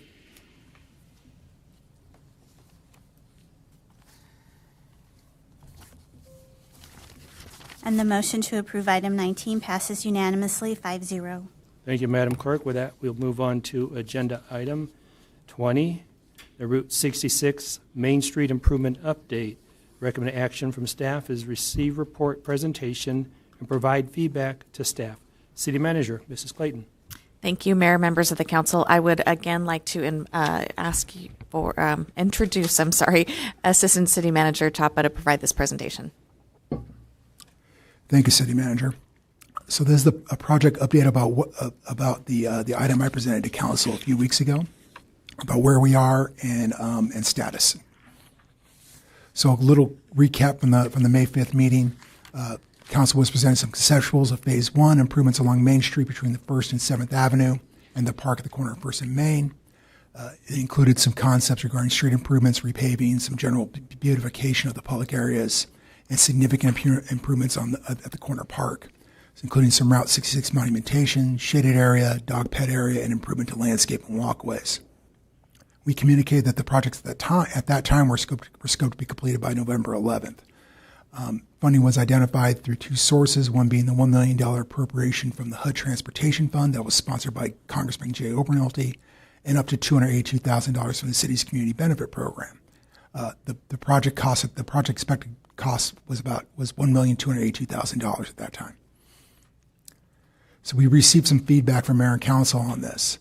Regarding the Pocket Park, there was a request for improved shading and seating, improved walkway access to reduce the amount of walkways, but make them a little bit it's more accessible. Review placement inside of proposed sidewalk planters to ensure that they didn't obstruct any pedestrian traffic or sight lines of drivers at intersections, and invest in banners, flags that could be hung from existing fixtures along Main Street in the project area. Identify future Caltrans projects that may impact Main Street and Route 66, and work with them to promote aesthetics that complement the city's Route 66 investments. There was also outreach to local business owners, start communicating with local business owners in the project area, especially those who boarded up windows and doors, and encourage them to paint Route 66 theme murals or similar artwork on these exterior face surfaces, and connect with the Village Cafe ownership about honoring them with a plaque celebrating their longevity and historical significance on Route 66. So our city engineers and Merrill Johnson did update the site plan with this graphic below. We reduced the pass. I believe the original concept had 4 or 5 paths on it. This is going to bring it down to 3. The shaded areas, we're looking at 15 by 15, as he cantilever its canopies. There's some more information there about the paving of the parking lot area right near there, as well as some more access in and out of there. We did look at, we are in the process right now of acquiring some improved shading and seating. So we have some cantilever shades, 15 by 15 by 10, that will be propped up on the site. We have 3 concrete backless benches that will go around the monument area. They have dividers in them to discourage prolonged relaxation. We're also looking at council to give us a little bit of direction on the 9 metal benches, or the 3 ADA steel reinforced concrete. It's construction table bench. It's combo. We did receive feedback from council. They wanted seating. We also received feedback that they might want some tables in there as well. The bottom graphic of the ADA of the steel reinforced concrete construction, its table, chair, bench will fit under the shaded areas, but we won't be able to fit both the benches and this item under there. So we're going to need a little bit of direction on that. So the beautification items. The original idea was to bring us the original planner's concept was verified to be too large. I believe council said that they were concerned about the way that those may impact the driver sight lines of pedestrians. In addition, so we're going to be suggesting to move those to a slightly different location within the project scope. Also in areas where irrigation is a little more readily available. We're going to be suggesting to reduce the planter size and remove planters from the First Avenue and east side of Barstow and Main intersections, and adding two planters to the west side of 2nd Avenue and Main Street. So this is a graphic depicting of what we're looking at. So the new planters are going to be 36 by 36. The stars are where we're looking to put them. So we're going from 12 planters down to 8 planters. Again, there's irrigation available at all these sites. These do not impede pedestrian traffic or the driver's sight lines. And we've been so this is the direction we're going on this. We were told to look into installing banners and flags throughout Main Street. There's also some military flags and banners as well that we historically have put on Main Street. So we're looking to work with the 10 light poles that we currently have in the project area. We're going to be putting some new hardware on them to support 2 banners instead of just 1. And these are some concepts of some of the banners that we may opt to put up there, in addition to the military banners that we already see on the street. We're going to be doing some work on the Barstow Shield, on the Route 66 Shield, adding Barstow above it. I believe Needles and a couple other cities have done something similar. So we are getting some quotes on this, but this should be able to be done pretty quickly. We were asked to talk about the Caltrans project. So the Brightline high-speed rail is expecting, or they have communicated to staff that they will eventually construct a viaduct that will cross Main Street. This is not a freeway. This is not an extension of the freeway. This is going to be the bridge, the viaduct that the high-speed rail would travel on. It will cross Main Street according to their latest plans at the I-15 I-40 junction. They have committed to doing some aesthetics on that align with what we want as a city and on Route 66.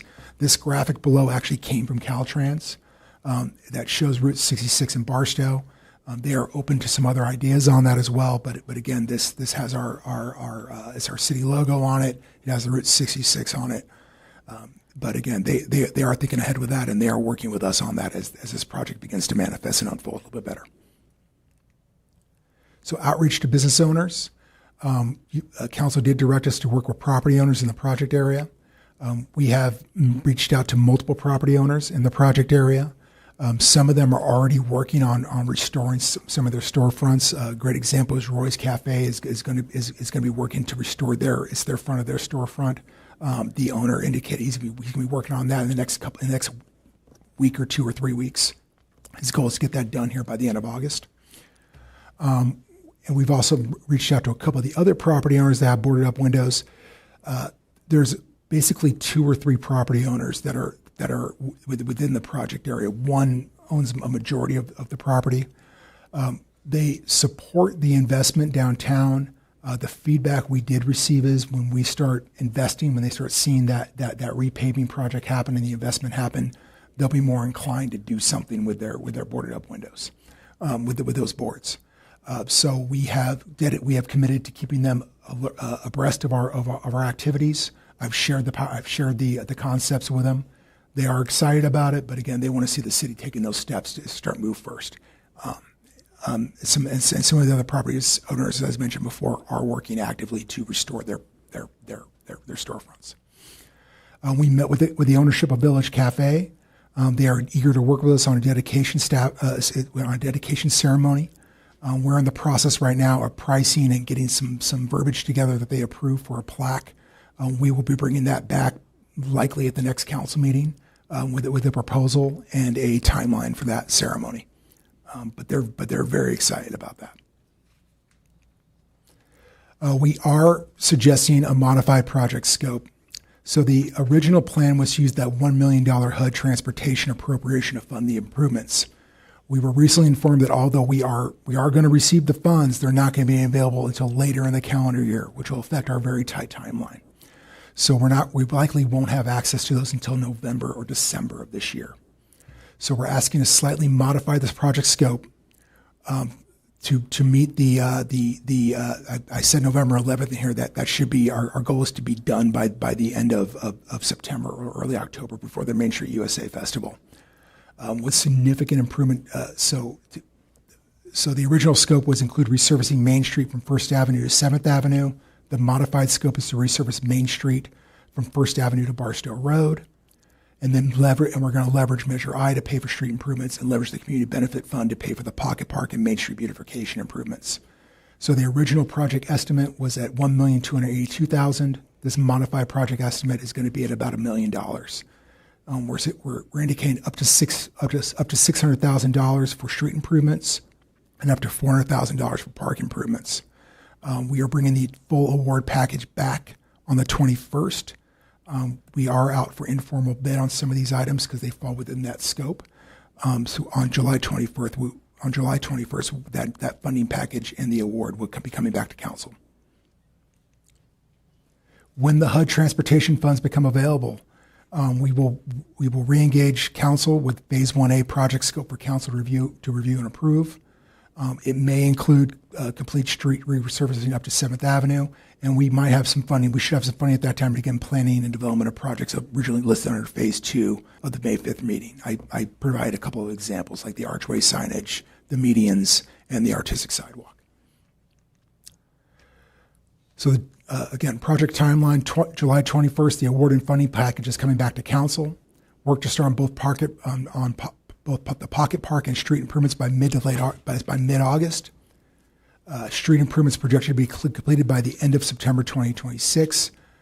Pocket Park to be completely done by September, mid-October. Both the street and Pocket Park will be open for the Main Street USA Festival on October 9th to 10th, 2026. And they will look nice. They will look cleaned up.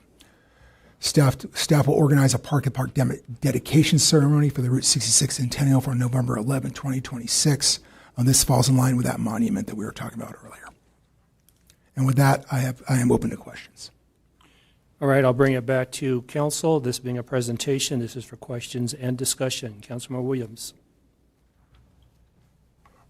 Explain to me Measure I funding on the Main Street.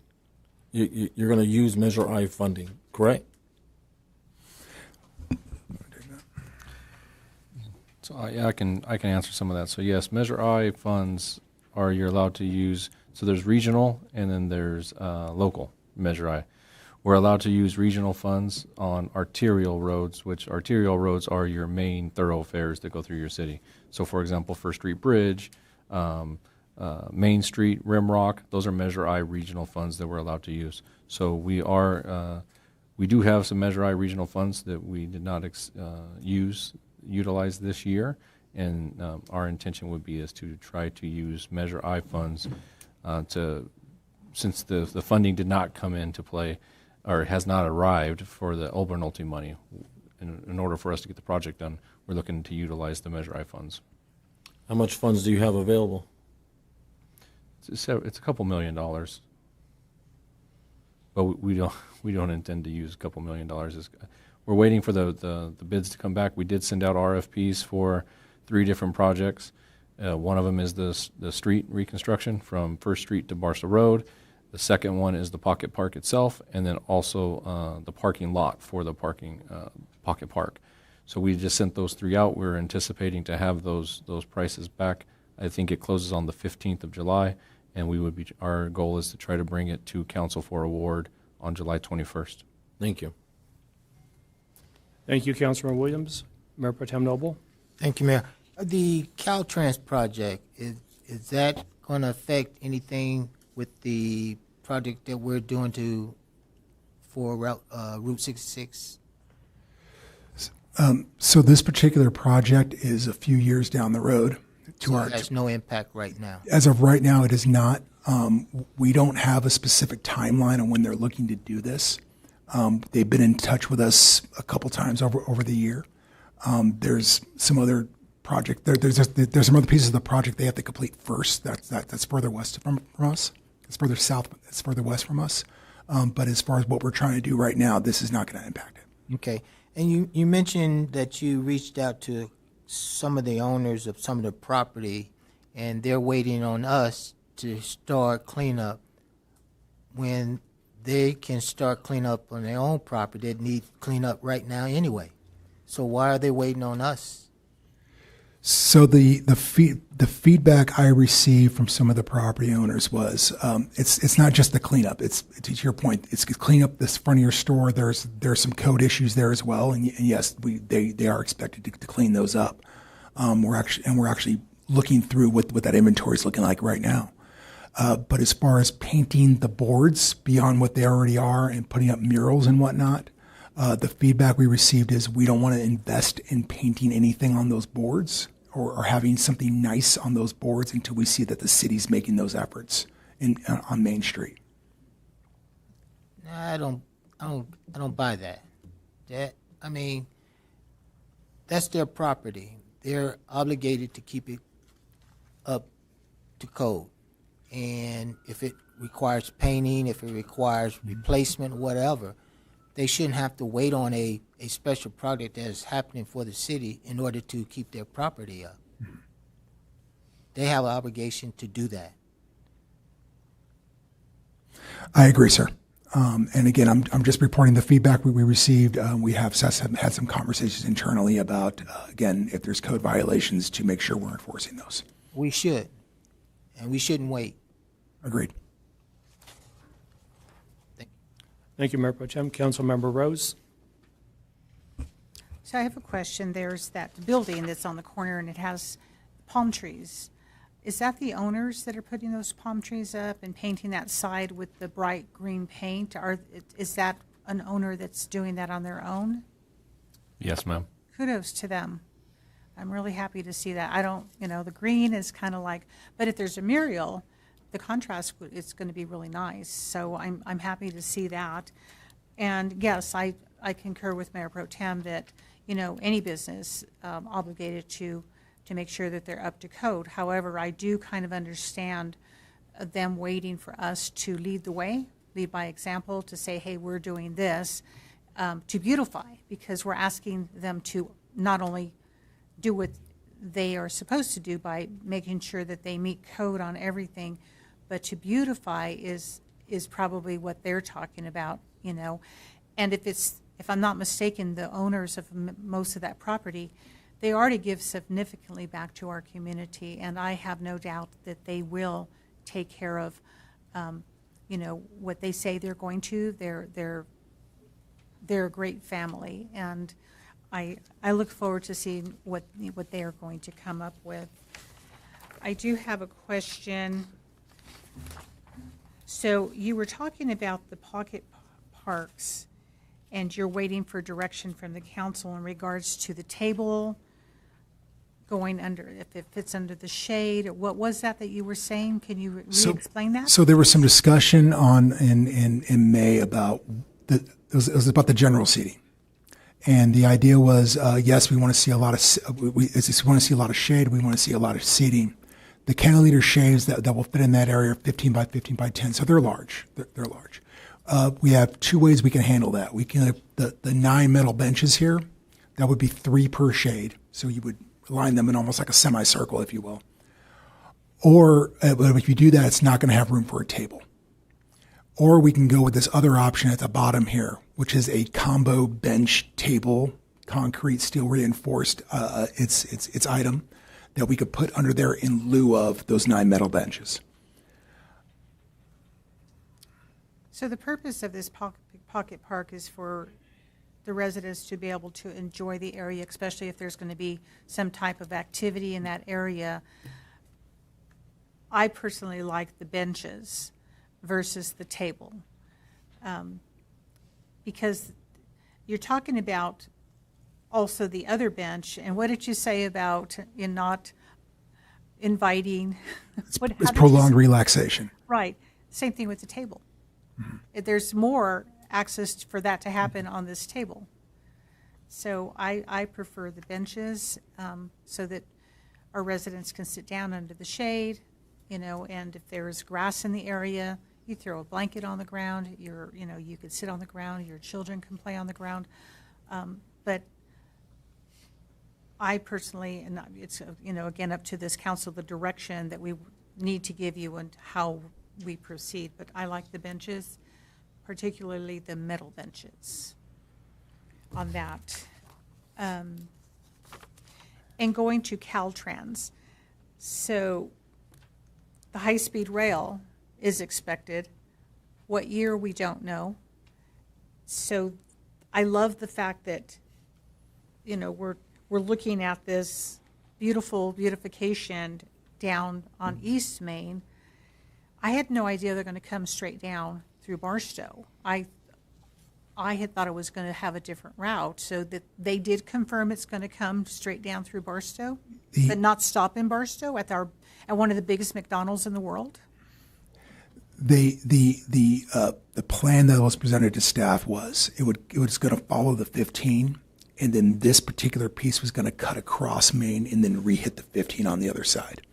So to your point, yes, there is no stop planned in Barstow right now. However, I think that project has changed its scope a couple of times. So, but this is the most recent information we have from Caltrans on the Brightline project. And the reason why they're going So in Barstow particularly, they're going down the median, which is the center of the 15 freeway. And the reason why is because Caltrans signed over the right-of-way for the project, which is unheard of, but that's what happened is Caltrans provided them the right-of-way between the 15, so it'll go right down the middle. There's a I call it like a flyover, but it's basically we're just going to transition it coming out of Apple Valley over by the Wild Wash, I'm guessing. That's where it'll come into the center divider, and that's where it'll go all the way through Barstow, right down the middle of the 15. And they're going to go over top of every bridge that we have. So Linwood, there'll be modifications at Linwood Road Bridge, L Street area there'll be modifications, Barstow Road, where the intersection is, where on Muriel, where all that is, where the 40 and the 15 connect. And then right here at this intersection, there will also be modifications. So there's a lot of infrastructure that they planned on changing in this general area if the project goes forward. But ultimately, it's to get through CEQA and to get through everything, that's where they went through the Caltrans right away. Got it. Thank you for that. So if it goes through, this would be a nice addition on East Main. But we'll see.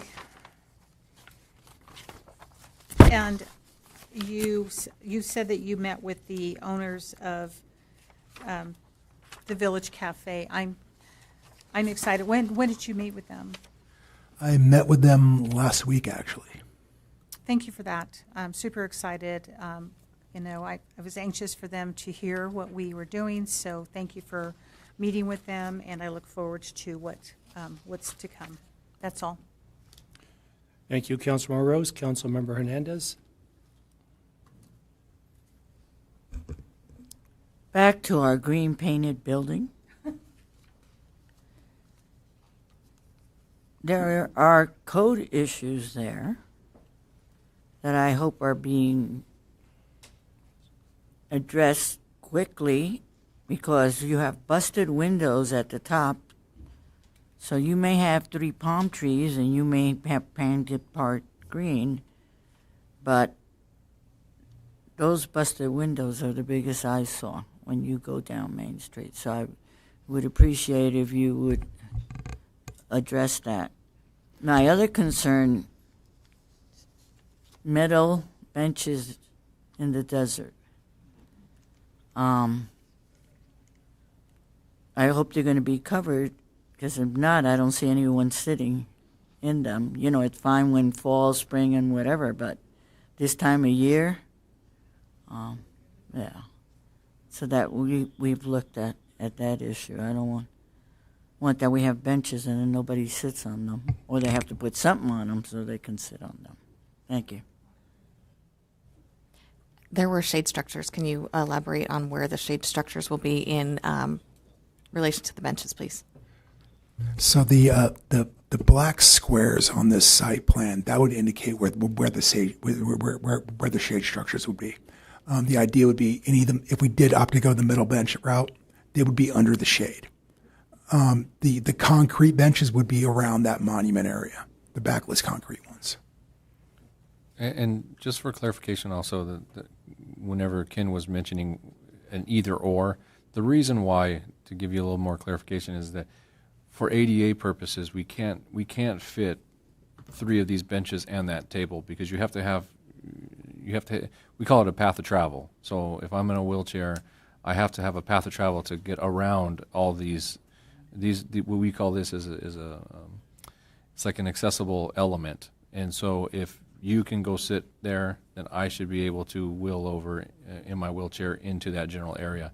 So even though the shades appear large, 15 by 15, just one access section is a 30 by 48 in front of all these elements. So, and then a path of travel that goes around all of it. So the space actually starts to shrink dramatically whenever you start putting all that in. So that's why when Ken was mentioning it's kind of an either or, that's why. It's not that we choose not to, it's just that to make it work legally, code-wise, you have to have more room. Thank you, Councilmember Hernandez. I've got council members coming back in, but I'm going to go first. First, sitting on SBCTA, I'll give some information on the rail project. It's Brightline. It's a Caltrans right-of-way, but it's not a Caltrans project. And Brightline will be entering the I-15 median and Rancho Cucamonga. They will stay in the I-15 median all the way to Las Vegas. The only time from the map I've seen that they leave it is at the stations to get to Rancho Cucamonga station, which is already built, and the Las Vegas station is currently under construction, although all the funding is not there yet. Regarding the Route 66 shield on Barstow Road, you showed a white painted one. Was that, you don't have to bring it up, but we had a colorful graphic presented to us by a committee. Is that being considered, or is it going to be the white graphic? So are you referring to this one, Mayor? Yes. Okay. So we are still planning to put that in the intersections. Okay. We're actually working on that right now. All right. Thank you.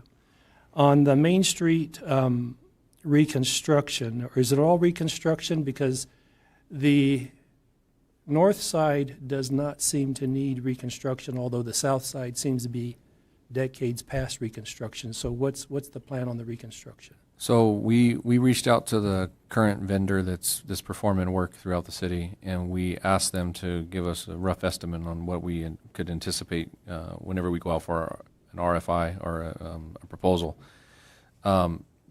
They provided us pricing, and it was almost the same price to do slurry, because what we did was one side of the road is a lot better condition than the other, so we asked them to slurry that side, and we asked for a grind and overlay on the other side because the subgrade is in good condition. Okay. So Brad's team said that we can live with a grind and overlay on the one side, and we'll do a slurry on the other side. The pricing came back almost within, it was like 15 cents a square foot, linear foot different to just do a grind and overlay. On both sides? On both sides. So we went, whenever we wrote the specifications, we asked for, what we did is we asked for, during the request for proposals we sent out, we asked them to provide us multiple different options, just like we did with the street project. We asked them for a grind and overlay, then we turned around and we asked them for slurry, and so we're going to get multiple prices, and our intention is that depending on the prices, we would like to do a grind and overlay for the entire thing. Okay, thank you. And then my last point to bring up is the Pocket Park dedication ceremony on November 11th. Veterans Day has always been the 11th day of the 11th month at the 11th hour. Have we taken that into consideration? Because that would fall on November 11th. The November 11th date came up because that technically is the centennial celebration on the 11th. So that's Route 66. We can move that date. We can alter that date. I'm fine if that's the actual day. We just need to consider the time.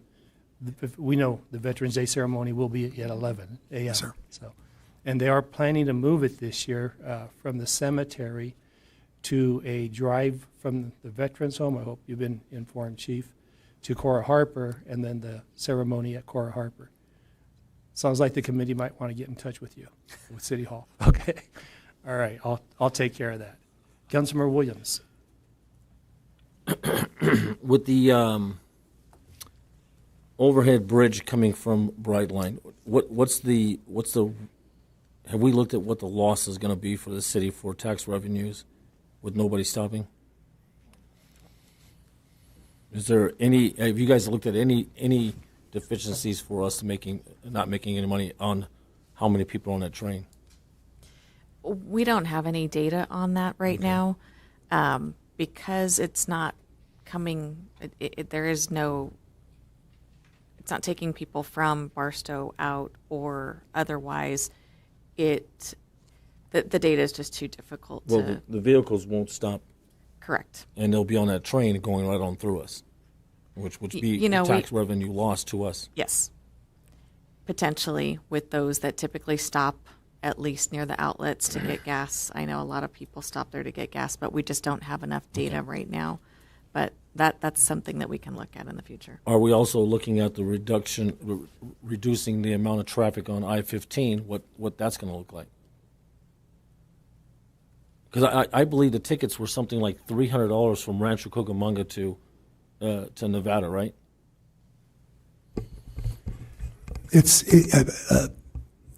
I've heard similar, that the tickets are going to be in that ballpark. As far as reducing traffic on I-15, I think that was one of the big selling points of the business case for this, was that it was designed to help alleviate some of that traffic and the congestion. To your point, there's potentially pros and cons to that. In that yes, you're relieving traffic on I-15. I don't think anybody likes getting stuck on the Cajon Pass, but there is a potential issue to as you mentioned before. $300 a ticket, though. I don't have enough information on that, but that's a rather large scope. My understanding is one way. $600 round trip. I don't think we have to worry about no bridge. If those numbers sustain with what I've heard. So my main concern is, again, relieving the traffic off of I-15, which is just huge. We're seeing more and more bumper traffic, which is causing more delays, which is good for us. They stop off and get a hamburger because they're mad, or Del Taco, whatever they're getting. But at the other part of that is the cost of what we're going to lose. So, I hope we're looking at those two numbers, and I hope we're actually maybe talking to someone in the state or something else, because I can see problems with that. All right, thank you. Thank you, Councilman Williams.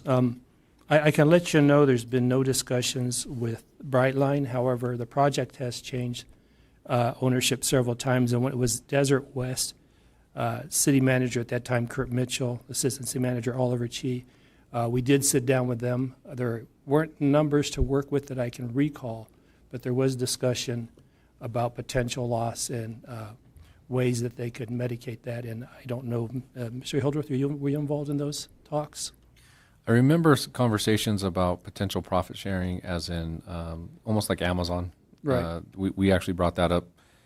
Some people didn't like that idea from other areas, but there have been conversations about some opportunity to mitigate some of the lost gas tax that we would And if I remember the map for Brightline, it would actually now go right through the big project. So. Previously, yeah. Yeah. All right, Madam Clerk, do we have any public? We have no comment. All right, with that, this was for discussion direction. Staff, did you get enough direction? The only direction that staff's looking for right now is on the benches or the table under the shade area, if there's a preference from council. So the only thing that was still up in the air was the benches. Councilmember Rose? Thank you. I highly recommend the metal benches. They're easily cleaned. They're bigger for a bigger family, and even the concrete would be hot in our summer. But they look like they would work for what we're looking for. That's what I'm recommending. Yeah, I like the benches. I'm sorry. Are you on? Thank you, Councilmember Rose. Gotcha. Mayor Pro Tem? Yes, thank you, Mayor. I do also like the benches myself versus that big concrete with the round table. All that is inviting people to sit down for a long length of time and stuff. The benches with overhead shade, I'm okay with that. As far as the metal benches, as long as we got shade covers, I'm good. Okay. We're clear? Thank you. With that, we'll move on to public safety update, and today we have Fire Chief Cisneros. Good evening, Mayor, Council, and community. Just to give you a heads up, your last month, in the month of June, your firefighters ran a total of 613 responses or emergency responses throughout the community and the fire district. With that being said, we actually had, like I said, 613 responses, with 482 of those being emergency medical needs. Fire, we've had 40 fire occurrences, whether they're structure fires. Is your mic on? Yep. Okay. Can you hear me now? Sorry about that. Like I said, continuing with the EMS responses, we had about 482 responses as far as emergency medical responses. 40 fires of all types, whether they're structure fires, vehicle fires, motorhome fires, or such, or vegetation fires. 20 traffic accidents, 30 requests for public services, which may incur lift assist or any type of needs, whether it's a water shut-off or a utility shut-off or any type of just typical day-to-day service. 13 investigations, alarm investigations, whether it's smoke alarm or fire investigations. Same with alarms. We had 21 alarms, which we had it's either resetting alarms, fire alarms in the houses, or even replacing alarms. And then mutual aid, we had 7 mutual aid responses outside the fire district assisting our cooperators. As well as that continued with 1,494 unit responses for the month, which required some of those responses were either a single unit response or a multiple unit response. We had 486 training hours for our personnel, which included trauma stabilization, which is basically emergency medical continuing education program for us, which is based on trauma, whether it's a basic fall or even a traffic accident. Driver operator review and manipulative training. So we actually did our annual driver operator training for all of our apparatus, from light vehicles to heavy vehicles to new vehicles like the brush engine, and reordering what we do on an annual basis. Like I said, the EMS trauma assessment kind of continued into some advanced care, and we're starting to consider with Mercier potentially having blood products available to us to apply to trauma victims within the community. And then also we had what we call RT 330, which is a strike team leader recurrent training, which is an annual requirement for all of our strike team leader qualified personnel, which currently we have 2 of us within the organization that meet that requirement for what we call the California Incident Certification System, which we had to exercise a lot of those positions on our recent incident on the Nash incident. With that, we rank courtesy, duty, and loyalty as our core values within the Fire District. And then also I'll highlight a little bit over the 4th of July, we apologize for the pause in the fireworks show, since we did have a resulting fire from the fallout from the fireworks display, and which we had to cease operations so we can address that, so it didn't get into any bigger issues. Luckily, we were able to re-engage and get the show started with about a 10-minute delay, I believe. Besides that, typical fireworks responses for the fire district over the 4th. I know our cooperators in law enforcement, they had 51 occurrences on their side, and we had a normal day. We had only 1 fireworks call, if you can imagine that actually came out as a fireworks. The rest were actually vegetation fire responses. And I personally had to go cease fireworks displays on a personal basis over at the BLM building on federal properties. As you probably saw those across the field going off at the same time as the fireworks display. So besides that, your firefighters were working diligently, specifically with the Nash fire. As an update, we thought the fire was going to close up yesterday at noon, actually at 1700 today. The Nash fire is 100% closed and contained, and with cooperation of our county cooperators. As the highlight, as a total fire, acreage of the fire was initially 170, but with accurate mapping, it was 156 acres. Total burn, with the high point of personnel assigned was about 234 firefighters assigned. That included 4 fixed-wing aircraft, as you guys saw in the pictures, also 3 rotary aircraft, which are helicopters of different types, as well as an air attack. So we saw aerial coordination from another plane way high above, which wasn't dropping any water, but they're coordinating all the fixed-wing assets. Definitely came into play with our relationships with our federal partners. I will butcher this because they just changed from Bureau of Land Management Fire Suppression to United States Fire Administration, I believe. It's they combined a bunch of resources on the federal side for the Forest Service, BLM, BIA, and they formed one agency. That just happened recently. But with that being said, it actually we're able to, only the cost of the fire district was about feed and fuel for a few, and 1 dumpster, private dumpster dump, in which we had to coordinate because we were using the dumpster on our command post. So we took care of that for the resident, and it wasn't at their cost. So about a $4,000 total expenditure to the fire district for Del Taco and In-N-Out. So we actually were able to keep our local businesses in play and keep our firefighters fed. But with that being said, through our relationships, we actually had to probably cost savings of about $1.5 million due to the probably expended assets if we didn't have those relationships and agreement in play. So with those agreements with our federal and county partners, it really saved and avoided us from any financial burden to impact not only your community but your fire district. With that being said, that's the end of the report, unless there's anything else. Yes, I have some questions for you, Mr. Cisneros. Councilmember Williams. It's not really a question, but it is a question. what happened to the water truck that we have? I know we broke that, and did we get that fixed?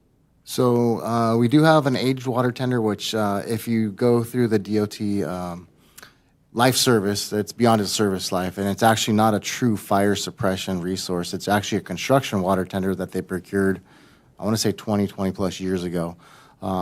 It does not meet the current standards of a fire suppression vehicle, and which we've been able to utilize as a need, but also we got in a predicament due to the terrain that the vehicle did sustain some damage, which had to be towed out from a bulldozer, which I also forgot to let you guys know. We had 2 bulldozers on assistance with the fire, which we had to get it towed out by a bulldozer because it was stuck in the silt dirt off Soap Mine Road.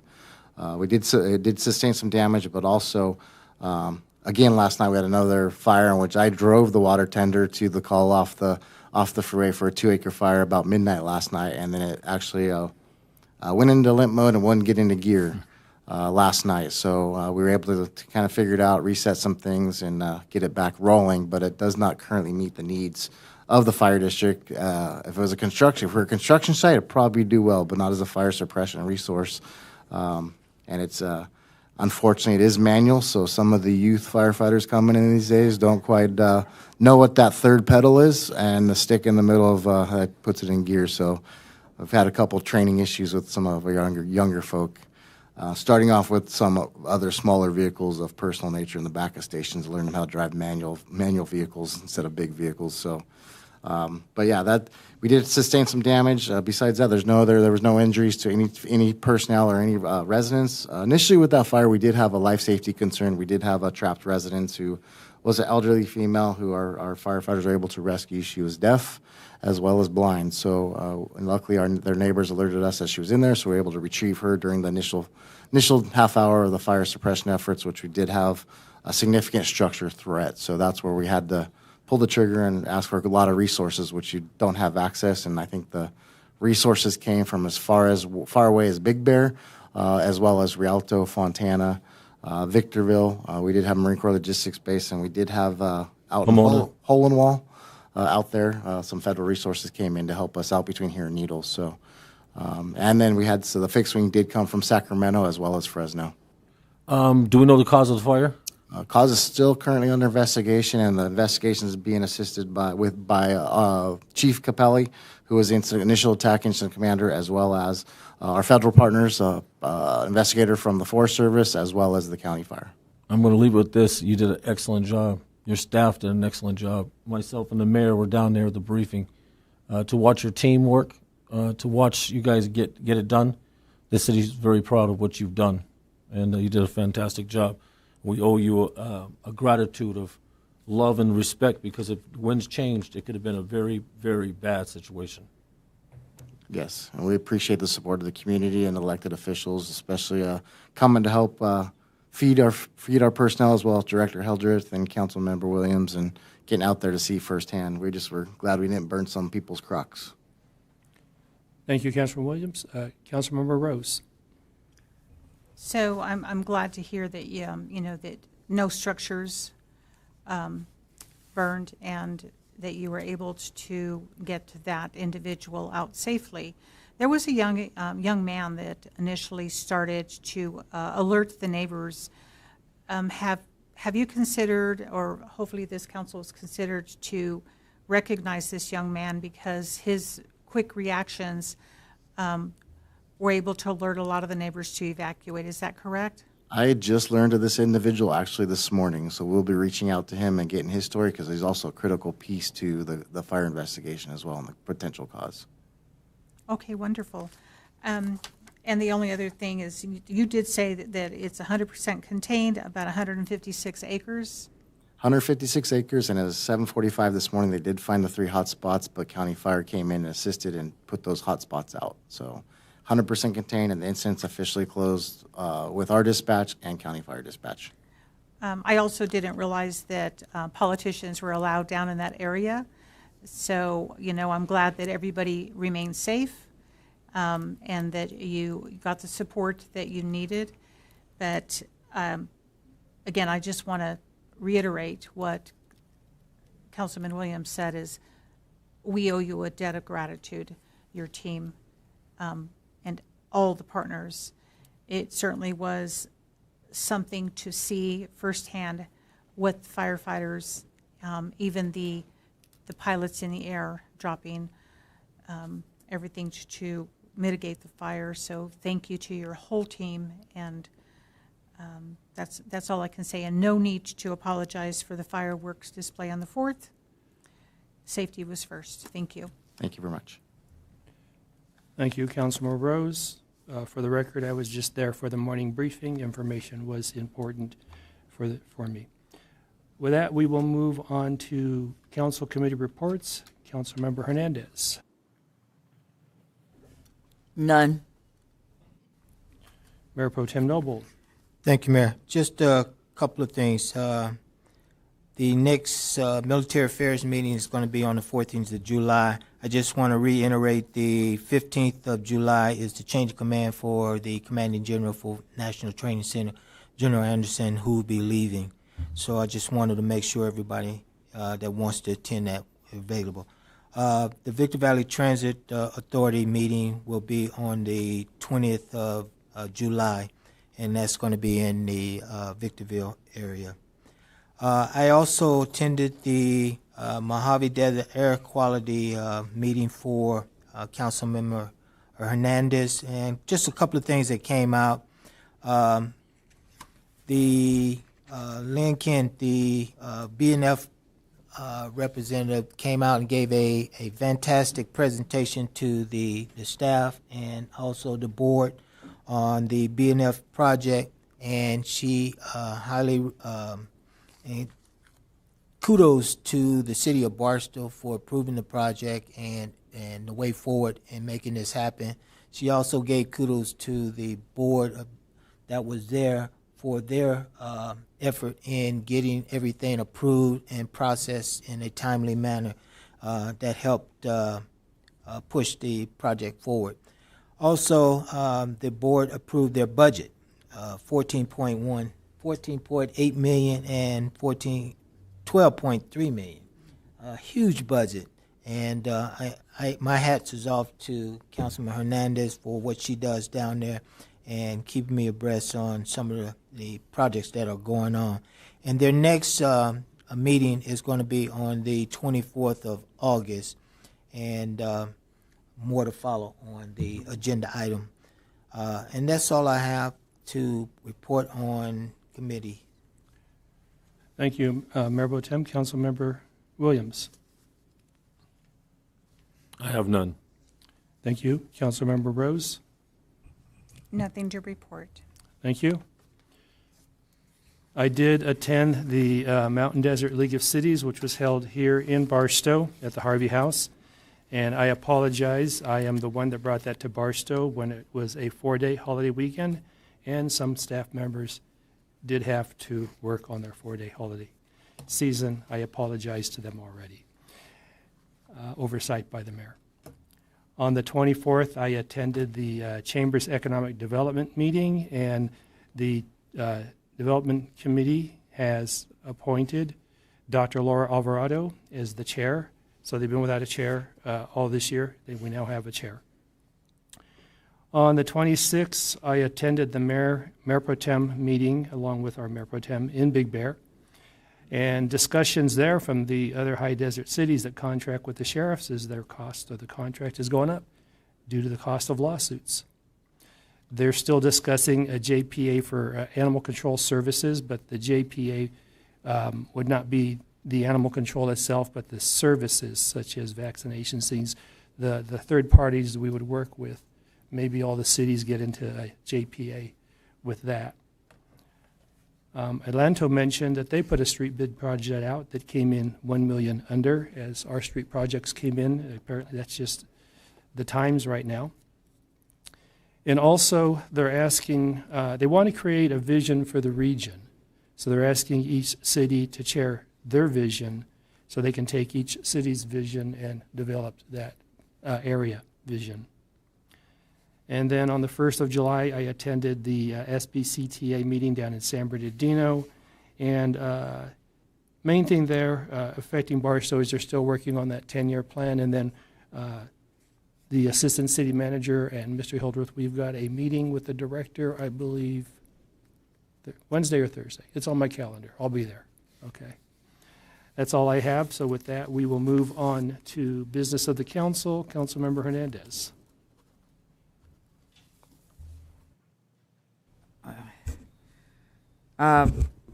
My primary focus is to ensure that we're monitoring our contracts, and that is something that I discussed with the city manager, and that we as a council get a quarterly report so that we don't have any future issues where we haven't spent money we should through CDBG or anything of, of that matter.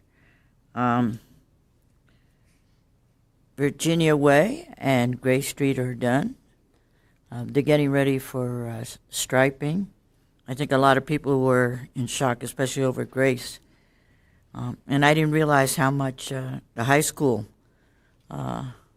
uses that to get to school in the back road. So they said they're truly grateful. And I said, I will repeat that. So a lot of I have a granddaughter as a senior, so she said, oh, thanks, Grandma, because we always go that way. So, yeah. And the other concern for me are the motels that are closed down now. And I noticed the Sands Motel. So my concern is over their conditions, and then the ones that were approved by the Planning Commission to be converted. It seems to be at a standstill, the one that is further down on Main Street. So if you could give us an update on that, I would appreciate. I'm all for that single-room occupancy, because with affordable housing needs in this community, that is the ideal use of those motels, and quite frankly, that's how they have been used in the past. So I would like a report on that, and that's it. Thank you. Thank you. Mayor Pro Tem Noble. Thank you, Mayor. Just a couple of things. At our last meeting, we mentioned the red tag buildings within our district. Can we still, have we gotten a list together of all the red tag buildings that are located in our district? And can we get those, and you can email those out to us? Okay. Just a couple of things I attended. On the 18th of June, attended the Cal City Desert Mountain Division that was held at the Harvey House along with the mayor and city manager. On the 20th, I attended the Little League All-Star at Lillian Park on the 19th and the 20th. Very outstanding. Kids were out there doing some wonderful things. My little grandson was out there, and he had a little fun. They didn't do well, but he had fun. I also attended the Victor Valley Award Banquet. Again, we awarded those awards to AJ and his sister this evening. Also attended the mayor and Mayor Pro Tem meeting in Big Bear with the mayor, and he had already put out some of the things that happened there. Also attended the Juneteenth celebration that was over at the Riverside Drive. Very good turnout. Could have been a lot more, but very good turnout. Also attended our CEO who retired, Nancy Goff, who retired from the Victor Valley Transit Authority. Her last day was the 1st of July. She retired on the 27th, and they had a little outgoing for her at the in Apple Valley. And on behalf of the city, I presented her an award on behalf of the city for her tremendous 30 years of service that she had given to the Victor Valley Transit Authority, but all the support that she has given to our city in response to just the other day. I met with a bunch of guys up at the sports park for 4th of July, and thanked them for all the tremendous help that they give us in giving our citizens a ride up to the park to see the fireworks, but also their entertainment up there, and that was a blessing.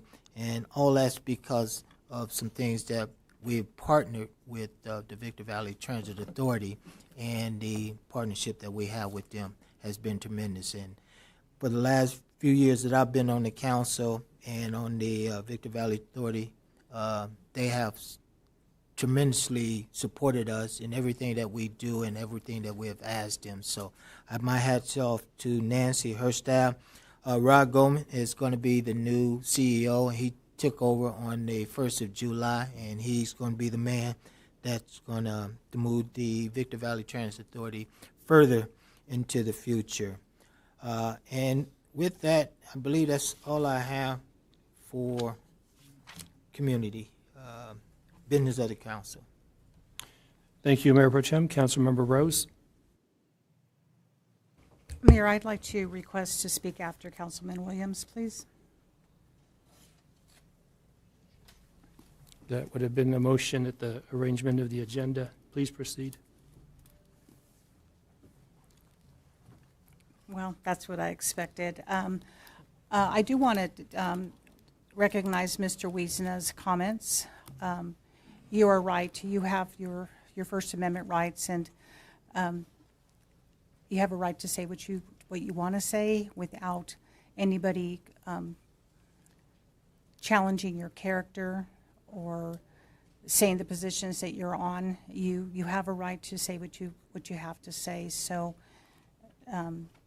it's sad that speakers come up to the podium and if somebody doesn't like what they say, they get shut down, etc. So I'm glad that you came back to speak your truths. Thank you. I also just want to say that apparently Councilman Williams is going to be saying some things tonight. He's threatened to say some stuff this evening, and I just want to basically address the mayor and the council. And it's unfortunate that I have to address this ongoing issue because it continues to affect our working relationship and the public's trust in this council. For the past year, if not longer, there have been multiple occasions for Councilman Williams has made statements about me that are false and or my family. Additionally, misinformation has been shared not only during public meetings, but outside of them. We are elected to serve our community with honesty, integrity, and respect. Disagreements are a mutual part of public service, but they should be based on facts, not false narratives or personal attacks. I welcome honest debate, as we all should, and constructive criticism. However, I cannot accept the continued repetition of statements that are inaccurate and damning. I have previously asked Councilman Williams on multiple occasions to stop making statements that are false or harmful, and I'm asking him again this evening in hopes that he will stop harassing me. Our discussions and our interactions should remain respectful, factual, and worthy of the public confidence placed in us. I remain, and I believe that this council remains committed to the service of this community professionally and respectfully. And it is my hope that we all, to include Councilman Williams, can move forward with a shared commitment to truth, transparency, honesty, and accountability. Thank you. I also want to ask the mayor that have you been provided, or have you already selected the person for the Youth Advisory Committee? Because I haven't heard anybody else other than Councilman Williams and myself make the selections. I have. Will there be a report of who's on the committee? There will. I'm trying to schedule the first meeting. I'm waiting for the contact information from your nomination. Okay. I want to contact the parent or guardian. Okay, and I believe that it was given before, but I will make sure that Ms. Nelson gets that in the morning. Thank you. Thank you. And I just want to say thank you to the police and fire departments for all your work, because as Ms. Wiesma said, there was a lot of sirens all over the city, and every time those sirens went off, you know, a little prayer said, hopefully everybody's okay, that they're, you know, that you're addressing all the issues And that's what the prayer is, and that we're keeping this community safe. So I just want to say thank you to both your staff, to you and your staff, for the tremendous work that you do 24/7. Thank you. Thank you, Councilmember Rose. Councilmember Williams. Wow. So, in 2012, I had an incident at the high school. There's only one or two people could have ever got that information out. Someone current or someone in the past. In the investigation, I was accused of sexual harassment. There is no documentation in the file of the investigation to even expose or to have that out.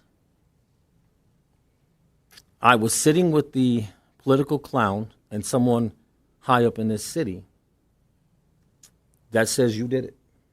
That you actually had the phone calls that you told him. So what I'll do is I will call him in the morning and let him come in the next meeting and confront it personally. How did Mr. Snell get not only the name of the mother, but the situation and the film and the mention of the picture to be able to have that much information from the school district? Couldn't have. There's nothing in the file. It's only two pieces of paper. The political clown came to me and said, he said it out here, that I erased the files. I want to remind you guys one more thing, that Councilman Rose told the superintendent that the mayor sent her to babysit me. Am I correct, Mayor? Yes, I was told that. As I was. You were asked? That's right. By the mayor? That's right. Oh, okay. All right. Yeah, I don't believe you, so that will go that way. So now what's happened is, because this is put out, so let me tell you what happened. As I was walking off the field, I said to the young man, I didn't know you had such beautiful women around you. That's it. That's it. And I walked through and went into the locker room. What you don't know is that I was harassed during the season, and I won't mention the person's name yet, of the same person videotaped me on the field for using foul language. That is true. I use foul language. What amazes me today, sitting here today and doing this, I am stunned that Mr. Snell has every bit of information of a file that doesn't exist that happened in 2012. Not 26, but 12. Did you sit on the board as 2012? No, I did not. Okay. So why would the clown tell me with another staff person that you did tell him about it? I also have a text from the clown saying, I'm upset with you, Barbara Rose, because you don't tell me anything. You're right, because I don't trust him. So, okay. So, I think he'd love to hear that one. So yeah, here's the should. situation. Let's go back to the bathroom incident. There was a bathroom incident, me filming in the bathroom with little kids. It happened here in front of the council. That's untrue. I can't get on campus to film. I didn't realize until I asked them the question, why did you bring that up? The only thing that made me mad was me filming kids in the bathroom. I think everybody was here understood that. So I got the answer to that too as well. During the season, a school board member came to me and talked about tampons in the boys' restroom. He asked me to get involved with it. So I did. I did post a picture. It did happen. But I didn't take the picture. The picture was sent to me. So it's embarrassing that I have the political clown come to my house and film my home multiple times, run my license plates to include family members who were parked at my home, to include visitors that were ran. That's what happened. So I'm going to tell you, Councilwoman Rose, I forgive you. I forgive you. And I'll tell you this, I'll leave it alone, because that is probably the worst thing you can do to someone, is actually go out there and make those statements. And you can say whatever you want about you weren't involved and everything else. I got the name from him, so that's going to be your problem with him. You told the superintendent that the mayor sent you there to babysit me. And the man said, no, he did not say that. And I got to trust the mayor. He's never done me wrong or said anything else. So I'm going to leave it alone. I'm going to drop it. But it's embarrassing for me to be out in the community, to be around senators and everything else with those allegations on me. It's just wrong. It embarrasses me, and I think it embarrasses the city. And I got to worry about the mayor and everybody else around me when I'm out with them, that I got this stigma on me now. So I wanted to clear the record. A lot of people have been asking me what was in that file. Your answer to what's in that file? Nothing. Not one single thing. Thank you, Councilmember Williams.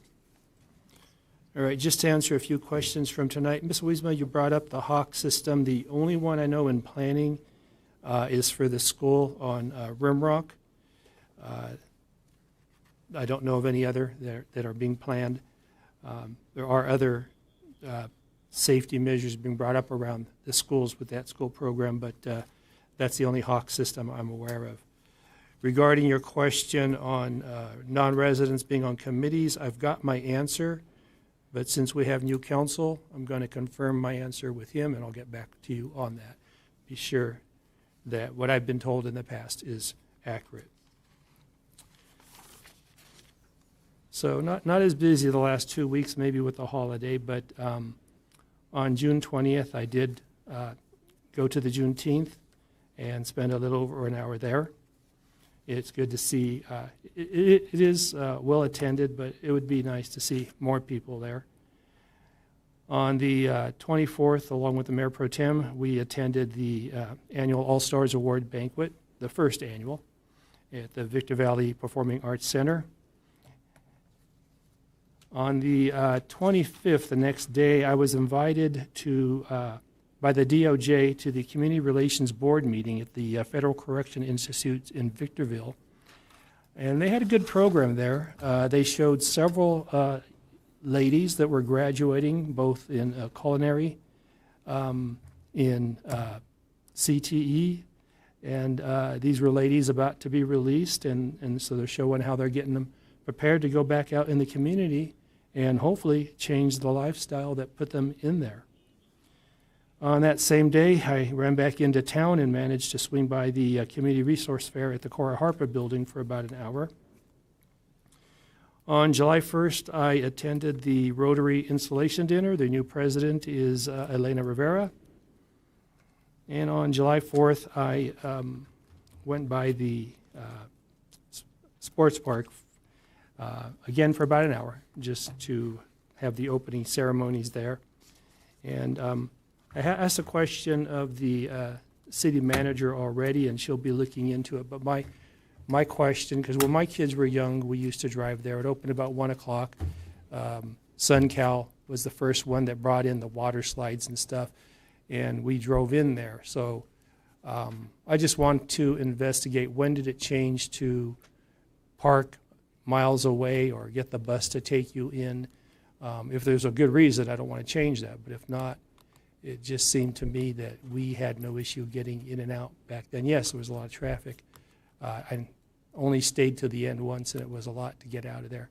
But if we could find out the reason it got changed to park a mile away and walk in, and or take a bus, and see if that's a need that's still needed. And with that, we will move on to the staff and city manager updates and reports.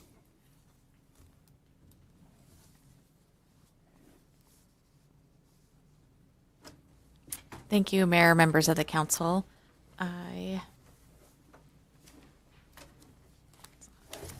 coming up. Oh, there we go. Sorry. Was waiting for this to come up on my screen. It was a little delayed. Before I get started with a very just brief presentation tonight on the PowerPoint, I just wanted to answer a few of the items that council asked about just preliminarily. On the red tagged, we already track those. We don't track them by district, so we'll get that information. We can get that data pretty quickly. On the contract monitoring that Councilwoman Hernandez brought up, we have talked about that. Staff is working to centralize both contract and grant monitoring. I'll call out that unfortunately on the check register tonight, we did have a check that was issued returning some grant funds that we were not able to spend. I did track that down, that it was prior to our current staff that we received that grant, and we're tracking back exactly when it came to us, but we sent back to Cal Recycle, I think it was about $4,000, unfortunately. We don't want to see that happen again, so we are putting some processes in place. We actually met about that today, and a process moving forward that we'll be refining. We have a lot of movement going on lately. We had some great accomplishments that have happened in the finance department. July 1st, we went live with our new financial accounting system, which is a huge undertaking. We'll talk more about it at the next council meeting where we'll have a better presentation. But it was about an 18-month process, and we did go live successfully on July 1st. There are some little things that we're working out the kinks. It's a lot of training, but it will bring so much forward that we can streamline processes, reporting tools for us to, our internal processes will go much smoother, which will free up some time for those streamlining of the contract monitoring, grant monitoring, and some other internal practices that we can streamline to help operations in totality. I think that was all on the responses.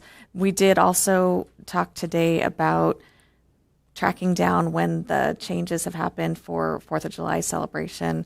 We didn't have any exact answers, but we are looking into some different processes and what we can do differently. I know my big thing was parking.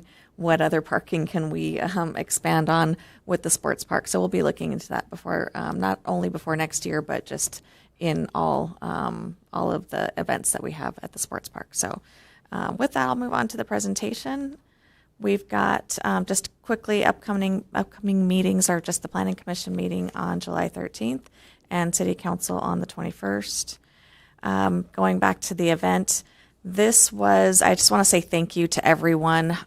All staff participate in this, and I don't like some of these pictures of me but thank you for those that are in these pictures. I wish we would have gotten more staff, because I will say huge collaborative effort from, of course, the recreation team just working on the scheduling and getting the vendors, but every team, Public Works, community development, inspectors, fire and police had a large part. Every single department came together to work and make this event successful. So I just want to say thank you to everyone. It was a lot of fun. The slight delay was brief, and our teams were on top of it. And again, we've got a great team, and I want to thank everyone for a successful event. Another great accomplishment, NeoGov is live, which is our online application system for recruiting and applications. Before, if you've applied for the city, it was a tedious process on filling out the application and trying to fit things into the boxes and submitting anything. And now we have a far reach. Most government agencies use governmentjobs.com, which is NeoGov, and we've had a great success already with just the few recruitments we've released. A huge response, much larger than our previous applicant pool. So it's another great success. And just again to remind everybody to look at our website. The QR code is here, but we've got the street rehabilitation project underway, and we have all of our construction information available on our website. And lastly, just a few upcoming events. We have the NASA Space Camp, July 24th and 25th upcoming, and we have our blood drive coming up on July 29th. I should have said lastly now. One big event coming up, National Night Out. Tuesday, August 4th. It's always the first Tuesday of August. I hear we have some great plans that we won't share just yet, but it will be a great event coming up. And with that, that concludes my presentation. Thank you, Mrs. Clayton. So by consensus of the members, without objection, this meeting will be adjourned at 9:33 p.m.